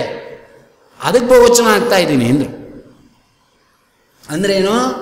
ನಮ್ಮ ಕಡೆಯವರಿಗೆ ಏಕವಚನವನ್ನು ಪ್ರಯೋಗ ಮಾಡದೇ ಇರಲಿ ಅನ್ನೋಕ್ಕೆ ಸಾರ್ವತ್ರಿಕವಾಗಿ ಬಹುವಚನ ಪ್ರಯೋಗ ಮಾಡ್ತೇನೆ. ನಮ್ಮಲ್ಲಿ ಜ್ಞಾನಕ್ಕೆ ಬೇಕಾದಂಥ ಸ್ವಂತ ಮನೆಯಲ್ಲಿ ಹೇಳ್ಬೋದಪ್ಪ. ಎಷ್ಟೋ ಜನ ಗಂಡಂಗೆ ಏಕವಚನದಲ್ಲಿ ಕರೀತಾರೆ, ಏನೋ ಗೋಪಿ ಅಂತಾರೆ. ಹೊರಗಡೆನೂ ಹಂಗೆ ಇದ್ದರೆ ಇವ್ರು ಯಾರು ಅಂದ್ರೆ ಗೋಪಿ ಅಂದರೆ ನಿಮ್ಮ ಅಣ್ಣನಂದ್ರಲ್ಲ ಓನ್ ಹಸ್ಬೆಂಡ್ ಅಂದರೆ ನೀನು ಮೂತಿ ಇರ್ತಾರೆ. ಅರ್ಥ ಆಯ್ತಾ? ಮನೇಲಿ ಏನಾದ್ರು ಕರ್ಕೋ, ರಾಜ ಅನ್ನೋ, ಅಣ್ಣ ಅನ್ನೋ, ಏನೋ ಮಗನೇ ಅನ್ನೋ, ಅಲ್ವೇ ಸಮಾನ ಪ್ರಿಯರು, ಎಂಜಲ್ ಕುಡಿತೀವಿ, ಉರುಳಾಡ್ತೀವಿ, ಬೇಕಾದ ಮಾಡ್ತೀವಿ. ಹೊರಗಡೆನೂ ಹಂಗೆ ಇರೋಕ್ಕಾಗುತ್ತಾ? ಅದೇ ಆಫೀಸರಿಗೆ ಏಕವಚನ ಹಾಕೋಕ್ಕಾಗುತ್ತಾ? ಇಲ್ಲ. ಆಫೀಸ್ ಬಿಟ್ಬಿಟ್ಟು ಬಂದ್ಬಿಡ್ತಾರೆ. ಆಮೇಲೆ ಇಬ್ರಿಗೆ ಫ್ರೆಂಡ್ ಆಗಿದ್ರು ಏಕವಚನ ಹಾಕೋಬೋದು. ಲಾಯರ್ಗಳು ಏಕವಚನ ಹಾಕೋತಾರೆ, ಡಾಕ್ಟ್ರುಗಳು ಏಕವಚನ ಹಾಕೋತಾರೆ. ಇಲ್ಲ ಅದರಲ್ಲಿ ಕೆಲಸದಲ್ಲಿ ಹೋದಾಗ ಜಡ್ಜಿಗಳಿಗೆ ಏಕವಚನ ಹಾಕೋಕ್ಕಾಗತ್ತ? ಭಯಾನರ್ ಅಂತೀವಿಯಪ್ಪ. ಅಲ್ಲಿ ಬಂದು ಈಚೆ ಬಂದಮೇಲೆ ಫ್ರೆಂಡ್ ಇರ್ಬೋದು, ಕಾರಲ್ಲಿ ಹೋಗ್ತಾ ಇವತ್ತು ಇದು ಕೊಟ್ಟು ಜಡ್ಜ್ಮೆಂಟ್ ಹಿಂಗೆ ಕೊಡಬಾರ್ದಾಗಿತ್ತು, ನೀನು ನಾನು ಏನೋ ಕೊಡ್ತೀನಿ ಅಂದ್ಕೊಂಡೆ, ಹಿಂಗೆ ಮಾಡಿಟ್ಬಿಟ್ಟಿಯಲ್ಲೋ ನೀನು ಅಂತ ಕೇಳ್ಬೋದು. ಅದರ ಆಫೀಸಲ್ಲಿ ಹಂಗೆ ಕೇಳೋಕ್ಕಾಗಲ್ಲಲ್ವಾ? ಹಾಗೆ ಇಲ್ಲೂ ಕೇಳ್ತಕ್ಕಂಥವ್ರು ಆಗ್ತಾ ಇದ್ದಾರೆ. ಸ್ವಭಕ್ತ ಹನನಂ, ಅದು ಮಹಾಪರಾಧ ಎಂಬುದಾಗುತ್ತೆ.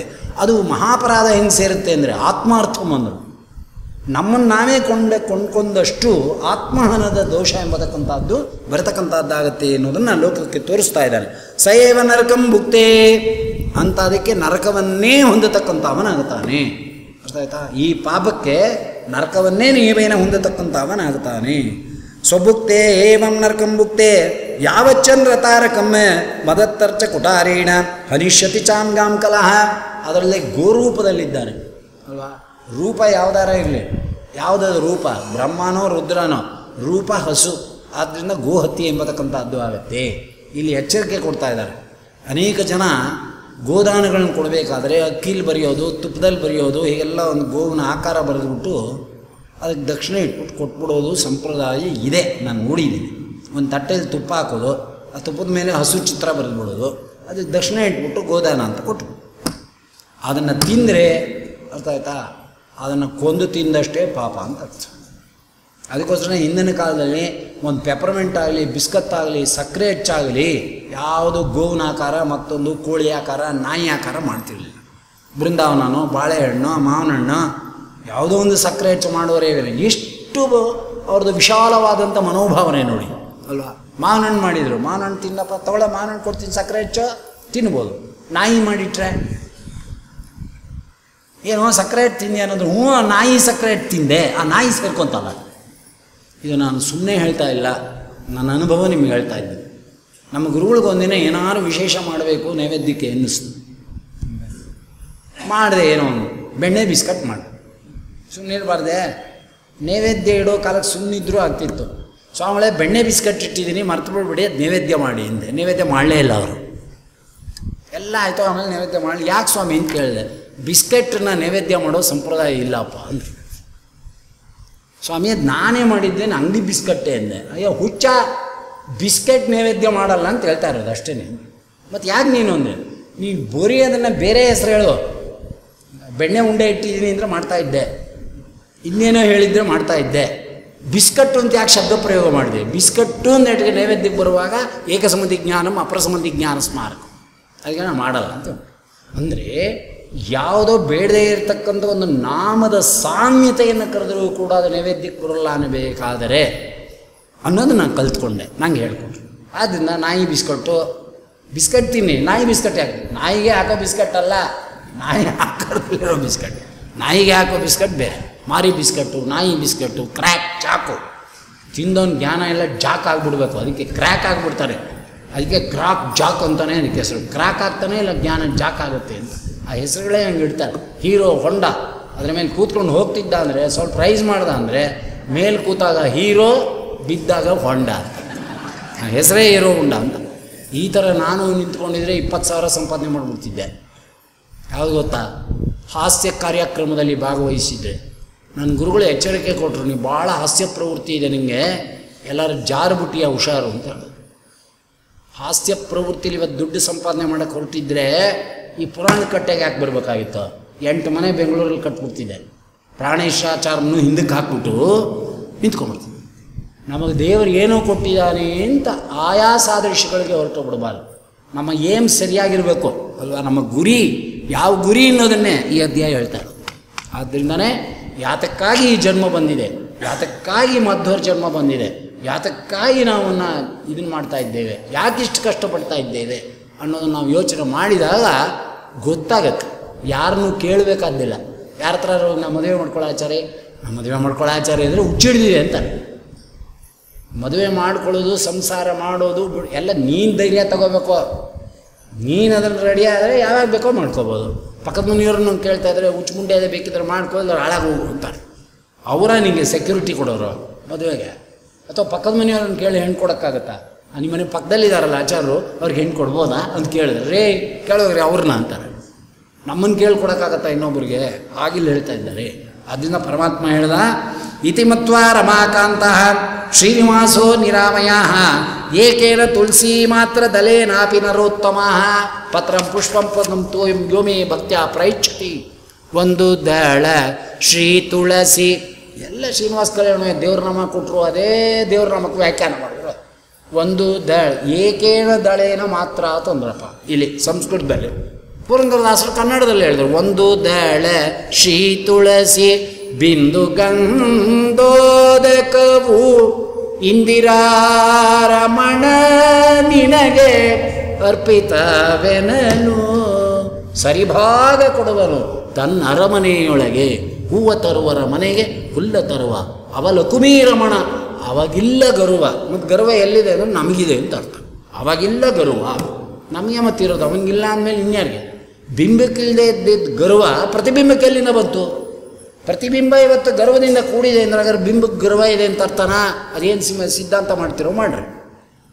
ಇವತ್ತು ಪ್ರತಿಬಿಂಬ ಯಾತನೆಯಿಂದ ದುಃಖಾದಿಗಳಿಂದ ಬಾಯಿ ಬಡ್ಕೋತಿದೆ. ಬಿಂಬ ಬಾಯಿ ಬಡ್ಕೋತಿದ್ಯಾ ಅಂತ ಕೇಳಿದ್ರೆ, ಬಿಂಬಕ್ಕೆ ದುಃಖ ಆದರೆ ತಾನೇ ಪ್ರತಿಬಿಂಬಕ್ಕಾಗೋದು. ಪ್ರತಿಬಿಂಬಕ್ಕೆ ದುಃಖ ಅನುಭವಕ್ಕೆ ಬರ್ತಾ ಇದೆ, ಬಿಂಬಕ್ಕಿದೆ ಅಂತ ವ್ಯಾಖ್ಯಾನ ಮಾಡ್ತೀರಾ ಅಂತ ಕೇಳಿದ್ರೆ ಅಷ್ಟು ಸುಲಭ ಅಲ್ಲ ಉತ್ತರ ಕೊಡೋದು ಅದನ್ನೆಲ್ಲ. ಆ ಥರದ ಪ್ರಶ್ನೆಗಳು ತೆಗೆದ್ರೆ ಪುಷ್ಕರಾಚಾರ್ಯ ತಲೆಕೆಟ್ಟಿದೆ ಅಂತ ಹೇಳ್ಬಿಡ್ತಾರೆ. ಗೊತ್ತಾಯ್ತಾ? ಆ ಥರದ್ದು 100 ಬಿದ್ದಿದೆ ನಮ್ಮ ಗುರುಗಳ ಅನುಗ್ರಹದಿಂದ. ಅದಕ್ಕೆ ನಾನು ಯಾರ ಹತ್ರ ಮಾತಕ್ಕೆ ಹೋಗಲ್ಲ. ನನ್ನ ಉದ್ಧಾರಕ್ಕೆ ನಾನು ಚಿಂತನೆ ಮಾಡ್ಕೋತಾ ಇರ್ತೇನೆ ಅಷ್ಟೇ. ಹಾಗಿಲ್ಲಿ ಹೇಳ್ತಾ ಇದ್ದಾರೆ, ಒಂದು ದಳ ಶ್ರೀತುಳ ಸರಿಭಾಗ ಕೊಡುವನು ಅಂದರೆ ಏನು ದೇವ್ರಿಗಿರೋ ಭಾಗ ಅಂತ ಸರಿಭಾಗ ಕೊಟ್ಬಿಡ್ತಾನೆ. ನಮ್ಮ ಸ್ವರೂಪಕ್ಕೆ ತಕ್ಕಂಥ ಭಾಗವನ್ನು ಕೊಡ್ತಾನೆ, ಅಲ್ಲಿ ಮೋಸ ಮಾಡಲ್ಲ ಅಂತ ಅರ್ಥ. ಆ ತುಳಸಿ ದಳ ಇಡುವಾಗ ಏನು ಭಾವನೆ ಇರಬೇಕು? ಬರೀ ಒಂದು ತುಳಸಿ ದಳ ಅಥಾತೋ ಬ್ರಹ್ಮ ಜಿಜ್ಞಾಸ ಓ ಅಂತ ಹಿಂಗೆ ಎಸ್ಬಿಟ್ರೆ ಕೊಟ್ಬಿಡ್ತಾನ ಬಾಪ ಅಂತ? ಹಾಗಿಲ್ಲ. ಮತ್ತು ಮಧ್ವಿಜಯ ಹೇಳುತ್ತೆ, ಮಹಾನಂದ ತೀರ್ಥಸ್ಯ ಯೇ ಭಾಷ್ಯ ಭಾವಂ ಮನೋವಾಗ್ವೀರ್ ಆವರ್ತಯಂತೆ ಸ್ವಶಕ್ತ್ಯ ಸುರಾಂತ ನರಾಂತ ಮುಕುಂದ ಪ್ರಸಾದಾತ್ ಯಮ ಮೋಕ್ಷಮೇತೆ ಭಜಂತೆ ಸೇರಿ. ನಾರಾಯಣೋ ಅನಂತಗುಣೋ ಬ್ರಹ್ಮಾಖ್ಯೋ ವೇದವೇದಿತ ವಿಶ್ವಕರ್ತೇತಿ ವಿಶ್ವಜ್ಞ ಶ್ರುತ್ಯ ಯುಕ್ತ್ಯಾಪ್ಯಸೀಷದತು. ಆಗಿಡು ತುಳಸಿದಳ ಸರಿಭಾಗ ಕೊಡುವನು ಅಂದರೆ ಸ್ವಶಕ್ತಿಯ ನಿನ್ನ ಯೋಗ್ಯತಾನುಸಾರವಾಗಿರ್ತಕ್ಕಂಥ ಆ ಸ್ವರೂಪ ಆನಂದವನ್ನು ಬಾವಿರ್ಬಾಳು ಮಾಡಿ. ಮೋಕ್ಷ ಒಂದೊಂದ ಮೇಲೆ ಪರ್ಸೆಂಟೇಜ್ ಅಲ್ಲ, ನಿನ್ನ ಪರಿಪೂರ್ಣವಾದ ಜ್ಞಾನ, ಅದಕ್ಕೆ ಸರಿಭಾಗ ಅಂತ ಇದು ಪುರಂದರದಾಸರು ವ್ಯಾಖ್ಯಾನ ಮಾಡ್ತಕ್ಕಂಥವರಾಗಿದ್ದಾರೆ. ಪೂಜೆಯೇದ್ ಭಕ್ತಿ ಭಾವೇನ ತಂ ರಕ್ಷಾಮಿತಿ ಮತ್ಪಣಃ. ಯಾರ ಭಕ್ತಿಯಿಂದ ಇಂಥ ಸಮರ್ಪಣೆಯ ಪೂಜೆಯನ್ನು ಮಾಡ್ತಾರೋ ಅವ್ರನ್ನ ನಾನು ನಿಯಮೇನ ರಕ್ಷಣೆ ಮಾಡೇ ಮಾಡ್ತೀನಿ, ಇದು ನನ್ನ ಓತ್ ಅಂತ ಸ್ವಾಮಿ ಹೇಳಿದಾನಂತೆ. ಇವತ್ತು ನಾವೇನು ಮಾಡ್ತೀವಿ? ಎಲ್ಲರೂ ನಿಮ್ಮ ದೇವ್ರ ರಕ್ಷಣೆ ಮಾಡ್ದ ಅಂತ. ನಾ ಸಾಚ ಇದ್ದಾಗೆ ದೇವರೇ ಕಳ್ಕೊರ್ಮ ಇದ್ದಾಗೆ. ಇವನು ಹೇಳ್ತಾ ಇದ್ದಾನೆ, ನೀ ಭಕ್ತಿ ಮಾಡಯ್ಯ, ನಿನ್ನ ರಕ್ಷಣೆ ನಂಗೆ ಇರಲಯ್ಯ, ನನ್ನ ಜವಾಬ್ದಾರಿ ಅಂತ ನಾನು ಓತ್ ಮಾಡ್ತಿದ್ದೀನಿ ಅಂತ ಇವನು ಹೇಳ್ತಾ ಇದ್ದಾರೆ. ಏನು ಮಾಡಬೇಕಪ್ಪ ಇವಾಗ? ಆದ್ದರಿಂದ ಇಲ್ಲಿ ಮಾಡ್ತಿರೋರು ಯಾರು ಅನ್ನೋದನ್ನು ತೋರಿಸ್ತಾ ಇದ್ದಾರೆ. ಇತ್ತಂ ವಿಚಾರ್ಯ ಗೋವಿಂದ ತತ್ಪ್ರಹಾರಂ ಪ್ರಗಹ್ಯ ಚ. ಮೇಲೆದ್ದ ಹೊತ್ತದಿಂದ ಕೈಯನ್ನು ಹಿಡಿದು ಬಿಟ್ಟಿದ್ದಾನೆ. ಸ್ವಯಂ ದದಾರ ತದ್ಘಾತಂ ಮೌಲೋ ಸ್ವೇಚ್ಛ ಜಗತ್ಪದೇ. ಎದ್ನೆಲ್ಲ ಅವ್ನು ಕೈ ಹಿಡಿಯೋದು ಬಿಟ್ಟು ಕೈ ಬಿಟ್ಬಿಟ್ಟ, ಫಟ್ ಅಂತ ಏಟು ಬಿತ್ತು ಇವನು ನೆತ್ತಿ ಮೇಲೆ. ನೆತ್ತಿ 2 ಹೋಳಾಗೋ ಥರ. ಶಿರಸ್ಫೋಟನ ಮಾಪನ್ನ, ತಲೆ ಒಡೆದು ಬಿಟ್ಟಿದೆ. ರಕ್ತ 350 ಅಡಿ ಚಿಮ್ತಾ ಇದೆ. ಒರಿಜಿನಲ್ ರಕ್ತ ಆದರೆ ಇಷ್ಟುದ್ದ ಬರಲ್ಲ. ನಮ್ಮ ಗುರುಗಳು ಹಾಸ್ಯ ಮಾಡೋರು, 7 ತಾಳ ವೃಕ್ಷ ಫೌಂಟನ್ ಹೊಡೀತು ಅಂತ ಪುರಾಣದಲ್ಲಿದೆ. 7 ತಾಳ ವೃಕ್ಷ ಪ್ರಮಾಣ. ಒಂದು ತಾಳ ವೃಕ್ಷ ಅಂದರೆ 50 ಅಡಿ ಇರ್ತದೆ. ನೀವು ನೋಡಿದಿರೋ ಇಲ್ವೋ, ಮೈಸೂರಲ್ಲಿ ಜಾನ್ಶಾಲ ಅಂತ ಅರಮನೆಗೆ ಸಂಬಂಧಪಟ್ಟ ಸ್ಮಶಾನ ಇದೆ, ಅಲ್ಲಿದೆ ಗಿಡ. ಯಾರು ಮೈಸೂರಿಗೆ ಹೋದ್ರು ನೋಡ್ಕೊಂಬರ್ಬೋದು. ನಮ್ಮನೆಯಿಂದ 1/2 ಕಿಲೋಮೀಟ್ರ್ ಇತ್ತು, ದಿನ ನೋಡ್ತಾ ಇದ್ವು ಹುಡುಗರಾದ. 50 ಅಡಿ ಇರುತ್ತೆ ತಾಳ ವೃಕ್ಷ ಎಂಬತಕ್ಕಂಥದ್ದು, ತೆಂಗಿನ ಮರ ಇದ್ದಾಗೆ. ಅಂಥದ್ದು 7 ಅಂದರೆ 7 35 350 ಅಡಿ ಉದ್ದ ಫೌಂಟನ್ ಹೊಡಿಬೇಕಾದ್ರೆ KRS ಅಲ್ಲೂ ಹೊಡಿಯೋಕ್ಕಾಗಲ್ಲ ನೀರು. 50 ಅಡಿ ಹೊಡೆಯುತ್ತಷ್ಟು ದೊಡ್ಡ ಫೌಂಟನ್ನು. ಮತ್ತು ಇದು ಹೊಡೀತಲ್ಲ ಅಂದರೆ ಅದೇ ಮತ್ತು ಅಸಾಧಾರಣ ರೂಪವಾದ ಧರ್ಮ. ಇವನು ಕರ್ತುಮ್ ಅಕರ್ತುಮ್ ಅನ್ನುತ್ತಾ ಇದು ಒರಿಜಿನಲ್ ಬ್ಲಡ್ ಅಲ್ಲ ಅಂತ ಅರ್ಥ. ಇದು ತಿಂದು ಮಾಡಿ ಊದ್ಕೊಂಡಿದ್ದಲ್ಲ. WW ಕಡಿದ್ಬಿಟ್ಟು ಹಿಂಡಿದ್ರೂ ಕೂಡ 15 ಲೀಟ್ರ್ ರಕ್ತ ಬರುತ್ತೆ ವಿನ ಅದರ ಮೇಲೆ ಇನ್ನೇನು ಬರೋಲ್ಲ. ಅರ್ಥ ಆಯ್ತಾ? 15 ಲೀಟ್ರ್ ರಕ್ತಕ್ಕೆ 350 ಅಡಿ ಉದ್ದ ಫೌಂಟನ್ ಹೊಡಿತ್ಯೆ. ಏನಿಲ್ವಲ್ಲ. ಮತ್ತು ಇಲ್ಲಿ ಹೊಡೀತು ಅನ್ಬೇಕಾದ್ರೆ ಇದು ಒರಿಜಿನಲ್ ರಕ್ತ ಅಲ್ಲ, ಅಛೇದ್ಯ ಅಭೇದ್ಯವಾಗಿರ್ತಕ್ಕಂಥ ದೇಹದಲ್ಲಿ ಮಾಂಸ ರಕ್ತದ ಮೂಳೆಯ ದೇಹ ಅಲ್ಲದೆ ಇರೋದರಲ್ಲಿ ಇದು ಬರಬೇಕು ಅಂದರೆ ಸೃಷ್ಟಿ ಅಂತ ಅರ್ಥ. ಅಚಿಂತ್ಯದ್ಭುತವಾಗಿರ್ತಕ್ಕಂಥ ಸೃಷ್ಟಿ ನೋಡಿ. ಶಿರಸ್ಫೋಟನ ಮಾಪನ್ನ ಕುಟಾರೇಣ ಸಿದಾರಿಣ ಸಪ್ತತಾಲ ಪ್ರಮಾಣ ನೋಡಿ. ಅದಕ್ಕೆ ಶಬ್ದ ಓದ್ದೇ ಹೇಳ್ಬಿಟ್ರೆ ಏನೋ ಆಚಾರ ಹುಟ್ಟಿಸ್ಕೊಂಡ್ರೆ ಅಂದ್ಬಿಡ್ತಾರೆ. ಸಪ್ತತಾಳ ವೃಕ್ಷ ಕನಕ ತೊಲತಾಲ ಸನ್ನಿಭ ಕಮಲಾಕ್ಷೋ ಮಧ್ವಿಜಯದಲ್ಲೂ ತಗೊಂಡಿದ್ದಾರೆ ಮಹಾನುಭಾವರು ಆಚಾರ್ಯ ವರ್ಣನೆ ಮಾಡಬೇಕಾದ್ರೆ. ಹಾಗೆ ಇಲ್ಲಿ ಹೇಳ್ತಾ ಇದ್ದಾರೆ, ಸಪ್ತತಾಲ ಪ್ರಮಾಣೇನ ರಕ್ತಸ್ಫೂರ್ತಿ ಮಭೂತ್ತದ ಏವಂ ಕೋಲಾಹಲಂ ದೃಷ್ಟ ಗೋಪಾಲೋ ಮರಣಂ ಯಯೋ. ಏನು ಇಷ್ಟು ರಕ್ತದ ಪ್ರಪಾತ ನೋಡಿದ್ರೆ ಬದುಕಿದ್ದೆಚ್ಚು, ಬಿ ಪಿ ಇತ್ತೋ ಏನೋ, ಅಲ್ಲೇ ಆಂದ ಹೋಗೇ ಬಿಟ್ಟ ಗೋಪಾಲನು. ವೈಕುಂಠ ಸಮಾರಾಧನೆ ಆಗೋಯ್ತು. ಈಗ ಇದನ್ನ ವಿಚಾರ ತಿಳಿಸ್ಬೇಕಲ್ಲ, ಅದಕ್ಕೆ ಸ್ವಾಮಿ ಹೇಳ್ದ, ಕಣ್ಣು ನೋಡ್ದ, ನೀನು ಹೋಗಿ ತಿಳಿಸಪ್ಪ, ನಾನು ಹೋಗಲ್ಲ ಅಂದ. ಸೀದಾ ಈ ಗೋವು ಬಂದು ರಾಜನ ಆಸ್ಥಾನದಲ್ಲಿ ರಾಜ ಕೂತಿದ್ದಾನೆ, ಹೊರಳಾಡ್ತಾ ಇದೆ. ಆದ್ದರಿಂದ ಪಶುಗಳ ದುಃಖವನ್ನು ಅರಿತಕ್ಕಂಥ ಕ್ರಮ ರಾಜನಿಗೆ ಗೊತ್ತಿರಬೇಕು. ಹೊರಳಾಡ್ತಾ ಇದ್ದಾರೆ ಬ್ರಹ್ಮದೇವರು ಪಶುವಿನ ರೂಪದಲ್ಲಿ. ಓ ಇದಕ್ಕೇನೋ ಅನಾಹುತವಾಗಿದೆ ಅಂಥೇಳಿ ರಥದಲ್ಲಿ ಕೂತ್ಕೊಂಡ ಈ ಪಶು ಹಿಂದೆ ಹೊರಡ್ತಕ್ಕಂಥವನಾಗಿದ್ದಾನೆ. ಬಂದು ನೋಡ್ತಾನೆ, ಆರೋಗ್ಯ ವೆಂಕಟಗಿರಿಂ ವಲ್ಮೀಕಾ ಉಪವಾಶ್ರಿತ ಪತಿತಂ ದೇನುಪಂ ದೃಷ್ಟ ವಲ್ಮೀಕಾಗ್ರಾತ್ ಸಮುತ್ತಿತಾಂ. ಸ್ವಾಮಿ ಹೊರಗೆ ಕೂತ್ಕೊಂಡ್ಬಿಟ್ಟಿದ್ದಾನೆ ವಲ್ಮೀಕನ ನೋಡಿ, ಸ್ವೇಚ್ಛಾಗಿ ದರ್ಶನ ಕೊಡ್ತಾ ಇದ್ದಾನೆ ಮಹಾನುಭಾವ. ಬಾಹುಯುಕ್ತನಾಗಿ ಮಲಗಿಬಿಟ್ಟಿದ್ದಾನೆ. ಇಷ್ಟೋ ತನಕ ಕಳ್ಳ ಇದ್ದಾಗಿದ್ದ ಒಳಗಡೆ ಗುಪ್ತವಾಗಿ, ಈಗ ಹೊರಗ್ಬಿಟ್ಟಿದ್ದಾನೆ ಹಾಕ್ಕೊಂಡು. ಆ ಗೋಪಾಲ ಸತ್ತು ಬಿದ್ದಿದ್ದಾನೆ. ಬಂದು ನೋಡ್ತಾನೆ ರಾಜ ಕೂತ್ಬಿಟ್ಟಿದ್ದಾನೆ ಶಂಖಚಕ್ರಧಾರಿಯಾಗಿ. ಗೊತ್ತಾಗೋಯ್ತು ಸ್ವಾಮಿ ಅಂತ. ಬಂದ ಸಾಷ್ಟಾಂಗ ನಮಸ್ಕಾರ ಮಾಡಿ, ಸ್ವಾಮಿ ನನ್ನೇನು ತಪ್ಪಯ್ಯ ಅಂದ. ಯಥಾ ರಾಜ ತಥಾ ಪ್ರಜಾ, ಯಥಾ ಪ್ರಜಾ ತಥಾ ರಾಜ. ಹಿಂಗೂ ಹೇಳ್ದ ಹಂಗೂ ಹೇಳ್ದ. ರಾಜ ಹೆಂಗಿರ್ತಾನೋ ಅವ್ನು ಪ್ರಜೆಗಳಿರ್ತಾರೆ. ನಿಂಗೆ ಗೋಹತ್ಯೆ ಮಾಡೋ ಬುದ್ಧಿ ಇದೆ, ಆದ್ದರಿಂದ ನೀನು ಪ್ರಜೆಗಳಿಗೂ ಈ ಬುದ್ಧಿ ಬಂತು. ಇಲ್ಲದೆ ಎಲ್ಲಿಂದ ಬಂತಿತ್ತು ನೋಡಿದ್ರ? ಅನ್ನದಿಂದ ಬುದ್ಧಿ, ಕಾರ್ಯದಿಂದ ಬುದ್ಧಿ, ಯಜಮಾನನ ಬುದ್ಧಿ. ಮನೇಲಿ ತಂದೆ ತಾಯಿ ನೆಟ್ಟಗಿದ್ರೆ ಮಕ್ಕಳಿಗೆ ಬುದ್ಧಿ, ತಂದೆ ತಾಯಿ ನೆಟ್ಟಗಿಲ್ಲದಿದ್ರೆ ಬುದ್ಧಿ ಇಲ್ಲ. ಎಲ್ಲ ಇಲ್ಲಿ ಬರ್ತಾ ಇದೆ ಧರ್ಮಶಾಸ್ತ್ರಗಳು. ಜೀನ್ ಇವೆಲ್ಲ ಧರ್ಮಶಾಸ್ತ್ರ ಅಲ್ಲ. ಈ ಥರ ಬುದ್ಧಿ ಅವನಿಗೆ ಬರಬೇಕು ಅಂದರೆ ಇದು ಜೀನ್ ಪ್ರಕಾರ ಬರ್ತಕ್ಕಂಥದ್ದು ಅಂತ. ಆದ್ದರಿಂದನೇ ರಾಜ ಹೆಂಗಿರ್ತಾನೆ ಪ್ರಜೆ ಹಂಗಿರ್ತಾರೆ ಅನ್ನೋದು. ಹಿಂದೆ ಅಷ್ಟು ಸ್ಟ್ರಿಕ್ಟ್ ಇದ್ದ ರಾಜ, ನ್ಯಾಯವಂತನಾಗಿದ್ದ, ಧರ್ಮವಂತನಾಗಿದ್ದ, ಕೋಪವರ್ಜಿತನಾಗಿದ್ದ, ಸರ್ವಶಾಸ್ತ್ರೇಶು ಕೋವಿದನಾಗಿದ್ದ ಅಂತ ಯಾಕೆ ಪ್ರಾರಂಭದಲ್ಲಿ ಜನಕ ಮಹಾರಾಜನ್ ತೊಗೊಂಡ್ರು? ಹಾಗೆ ನೀನು ಮನೆಗೆ ರಾಜ, ನಿನ್ನ ರಾಣಿ ಹೆಂಡ್ತಿ, ಅಂದರೆ ರಾಜಂಗೆ ಮದುವೆ ಆಗ್ತಾ ಇದೆ ಇವಾಗ, ಆಮೇಲೆ ವಂಶೋದ್ಧಾರ ಆಗುತ್ತೆ.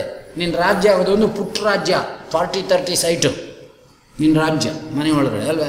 ಒಂದು ರೂಮಲ್ಲಿ ಟಿ ವಿ, ಒಂದು ರೂಮಲ್ಲಿ ಇಸ್ಪೀಟು, ಒಂದು ರೂಮಲ್ಲಿ ದೇವ್ರ ಪೂಜೆ ಆಗತ್ತೆ. ಹಂಗೆ ಅಂದರೆ ಅವ್ರವ್ರ ಪಾಡು ನಮ್ಮ ಮನೇಲಿ ಅವ್ರವ್ರ ಕೆಲಸ ಅವ್ರವ್ರು ಮಾಡ್ಕೋತಾರೆ ಆಚಾರೆ ಅಂದ್ಬಿಟ್ರೆ ನನಗೇನು ನಂದಾಯಿತು, ನನ್ನ ದೇವ್ರ ಮನೆ ಆಯಿತು. ಅದ್ರ ಪಾಪನೂ ಹಾಗೆ ವಿಭಾಗ ಆಗಬೇಕಲ್ವ, ಹಂಗಾಗಲ್ಲ.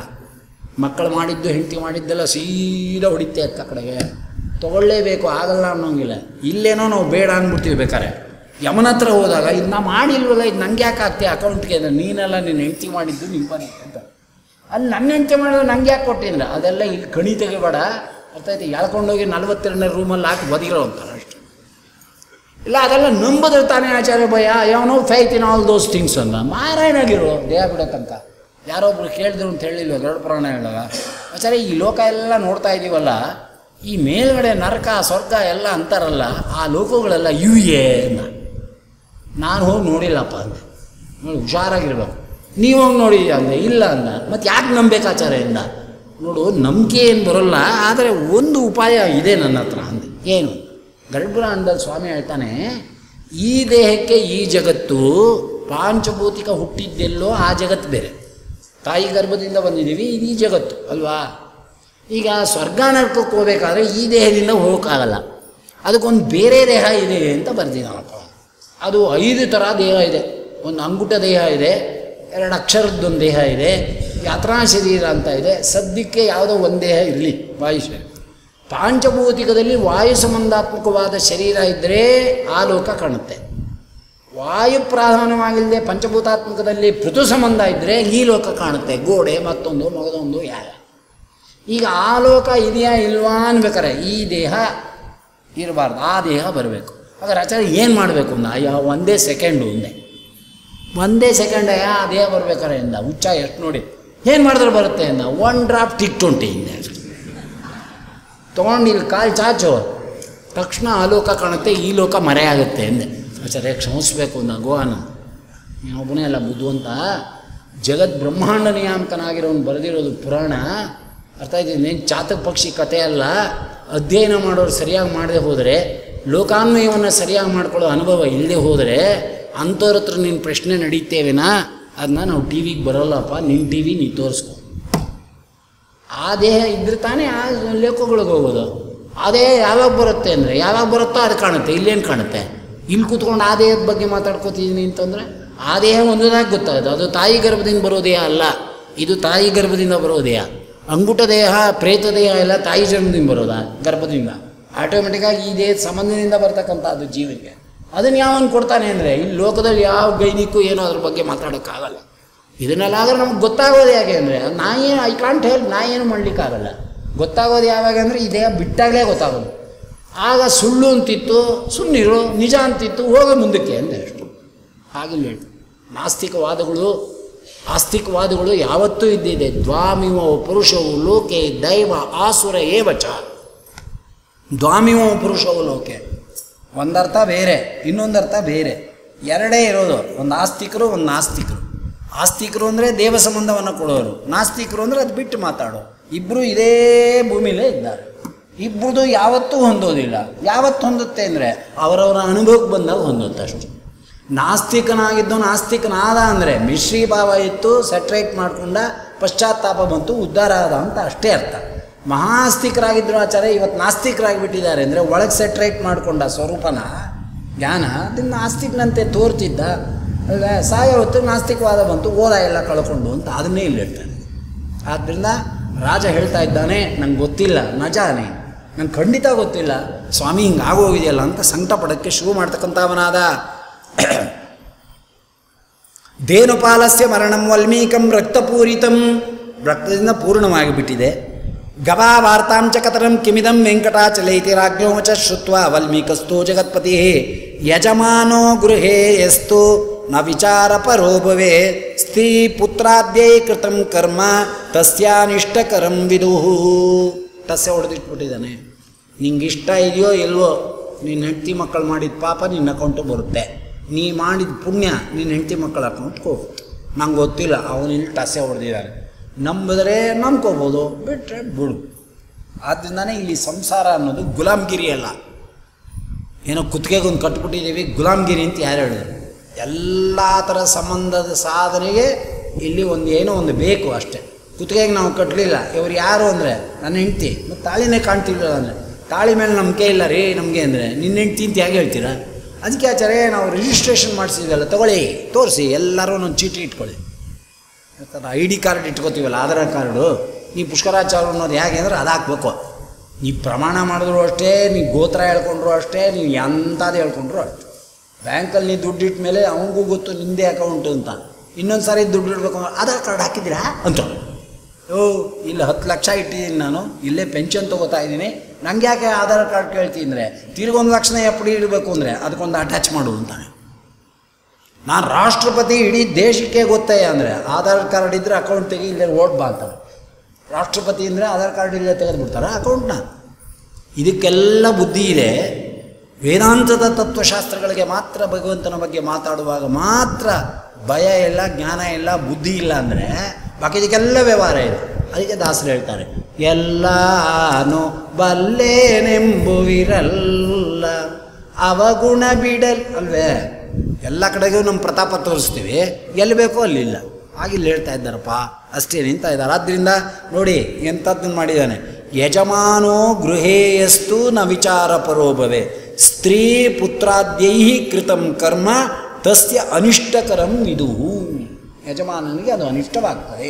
ಅದಕ್ಕೋಸ್ಕರ ಯಜಮಾನನ ಒಳ್ಳೆಯದಕ್ಕೆ ಹೆಂಡತಿ ಮಕ್ಕಳು ಪ್ರಾರ್ಥನೆ ಮಾಡಬೇಕು, ಹೆಂಡತಿ ಮಕ್ಕಳ ಒಳ್ಳೆಯದಕ್ಕೆ ಯಜಮಾನ ಪ್ರಾರ್ಥನೆ ಮಾಡಬೇಕು. ಅದಕ್ಕೆ ತುಳಸಿದಳ ತಗೊಂಡು ಪ್ರಾಣಾನ್ ಪ್ರಿಯಾನ್ ಧಾರಾನ್ ಸರ್ವಸ್ಮೈ ಸನ್ನಿವೇದಯಿತು. ಎಷ್ಟು ಚಂದ ದೇವ್ರ ಪೂಜೆ ಅಂತ ಹೇಳಿದ್ರೆ ಎಲ್ಲವನ್ನೂ ಶ್ರೀನಿವಾಸ ಕಲ್ಯಾಣದಲ್ಲಿ ತೋರಿಸ್ತಾ ಇದ್ದಾರೆ. ವಿವಾಹದ ವ್ಯಾಜದಂತೆ ಇದೆ ಅಷ್ಟೇ. ಆದ್ದರಿಂದ ನಾವು ಪಾಪ ಕಡಿಮೆ ಮಾಡಿದ್ರೆ ಗಂಡಂಗೆ ಒಳ್ಳೆ ಬುದ್ಧಿ ಬರುತ್ತೆ. ಗಂಡ ಪುಣ್ಯಕಾರಗಳು ಮಾಡಿ ತತ್ವಚಿಂತನೆ ಮಾಡಿದ್ರೆ ಹೆಂಡತಿ ಮಕ್ಕಳು ಸೆಟ್ರೇಟ್ ಆಗ್ತಾರೆ. ಎರಡೂ ವ್ಯತ್ಯಾಸವಾಗಿರೋದಕ್ಕೆ ಈ ಹಣೆ ಬರಗಳನ್ನು ಅನುಭವಿಸ್ತಾರೆ. ನಮ್ಮ ಯಜಮಾನರು ಪೂಜೆ ಮಾಡ್ತಾರೆ ಹೇಳ್ತಾರೆ, ನನಗೆ ಅದೆಲ್ಲ ಏನೂ ನಂಬಿಕೆ ಇಲ್ಲ. ನಾ ಕ್ಯಾಂಟೀನಲ್ಲಿ ತಿನ್ಕೊಂಡು ಕೆಲಸಕ್ಕೆ ಬರೋದಕ್ಕೆ ಅವರೇ ಅಡುಗೆ ಮಾಡಿ ಮಡೀಲಿ ಇಟ್ಬಿಟ್ಟು ನನಗೂ ಅವರೇ ಬಡಿಸಿ ಮಡಿಲೇ ಪಾತ್ರೆ ತೊಳ್ಕೊಂಬಿಡ್ತಾರೆ. ಅವರು ಬೆಳಗ್ಗೆ ಬೇಗ ಅನುಕೂಲ ಆಗಲಿ. ಅಂದರೆ ಆಗುತ್ತಾ? ಇಲ್ಲ ಹೆಂಡತಿ ಮಡಿ ಮಾಡ್ಕೋತಾಳೆ, ಅಯ್ಯೋ ನಮ್ಮ ಮನೆಯವ್ರು ಮುಡಿ ಅಂದರೆ ಆಚಾರೇ ಬ್ರಹ್ಮದೇವ್ರು ಬಂದು ಕಲ್ತ್ಕೊಂಡು ಹೋಗ್ಬೇಕು. ನಾನು ಅದೆಲ್ಲ ಏನಿಲ್ಲ ಆಚಾರ್ಯ, ನಾನು ನನ್ನ ಹೆಂಡತಿಗೆ ನಮಸ್ಕಾರ ಮಾಡ್ಬಿಡ್ತೀನಿ ಅನ್ನೋ ಸರಿ ಅಂತಾರೆ. ಯಾಕೆಂದರೆ ಅವಳು ಅಷ್ಟು ಮಡಿ ಅಂತೆ ತಿಳ್ಕೊಂಡಿದ್ದಾಳಂತೆ. ಈ ಥರ ಸಂಸಾರ ಇದ್ದರೆ ಹೆಂಗಾಗುತ್ತೆ? Too much is too bad ಅಲ್ವಾ? ಗಂಡನೂ ಪ್ರಾರ್ಥನೆ ಮಾಡಬೇಕು, ಹೆಂಡತಿ ಮಕ್ಕಳುಗಳು ನಾವು ಮಾಡೋದ್ರಿಂದ ನಮ್ಮಪ್ಪ ಅಮ್ಮಂಗೆ ಪಾಪ ಹೋಗಬಾರ್ದು ಅನ್ನೋ ಬುದ್ಧಿ ಮಕ್ಕಳಿಗಿರಬೇಕು, ತಂದ್ಕೊಡ್ಬೇಕು. ಸಣ್ಣ ವಯಸ್ಸಿನ ತಂದ್ಕೊಡ್ಬೇಕು. ಅರ್ಥ ಆಯ್ತಾ?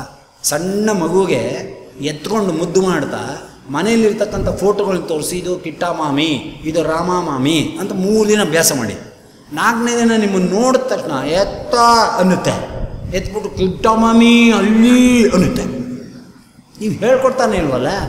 ನಾಯಿನ ತೋರಿಸಿ ಮೂತಿಗೆ ಅನ್ನ ಇಟ್ಟು ತಿನ್ನಿಸ್ತಾ ಇರುವಾಗ ನಾಯಿ ಅನ್ನುತ್ತದೆ ಮುಂಡೆದು. ಯಾರು ಅಂದರೆ ನೀನೇ ಅನ್ನುತ್ತೆ. ಅನ್ನ ತಿನ್ನು ಅಂದರೆ ಒಂದು ನಾಯಿನ ತೋರಿಸಿದ್ರೆ ಅನ್ನ ತಿನ್ನೋದು ಮುಂಡೆದು. ಇಲ್ಲದೇ ಅನ್ನ ಎಲ್ಲಿ ತಿನ್ನುತ್ತೆ? ನಾಯಿ ಇದ್ದರೆ ಹಿಂದೆ ಚಂದಮಾಮನ್ ತೋರಿಸ್ತಿದ್ರು ಪರ್ಮನೆಂಟ್ ಗಿರಾಕಿ ಅಂತ. ಈ ನಾಯಿ ಎಲ್ಲಿ ತರೋಣಪ್ಪ? ಇಷ್ಟು ಹಾಸ್ಯಾಸ್ಪದ. ಸ್ವಾಮಿ ಯಶೋಧಾದೇವಿ ಸ್ವಾಮಿಯನ್ನು ಕರದಲ್ಲೆತ್ಕೊಂಡು ಚಂದಮಾಮನ್ ತೋರಿಸ್ತಾ ತೊತ್ತಿಟ್ಲಂತೆ. ಯಾಕೆ ಅವಳು ಮಾಡಿ ತೋರಿಸಿದ್ಲು ಯಶೋಧ?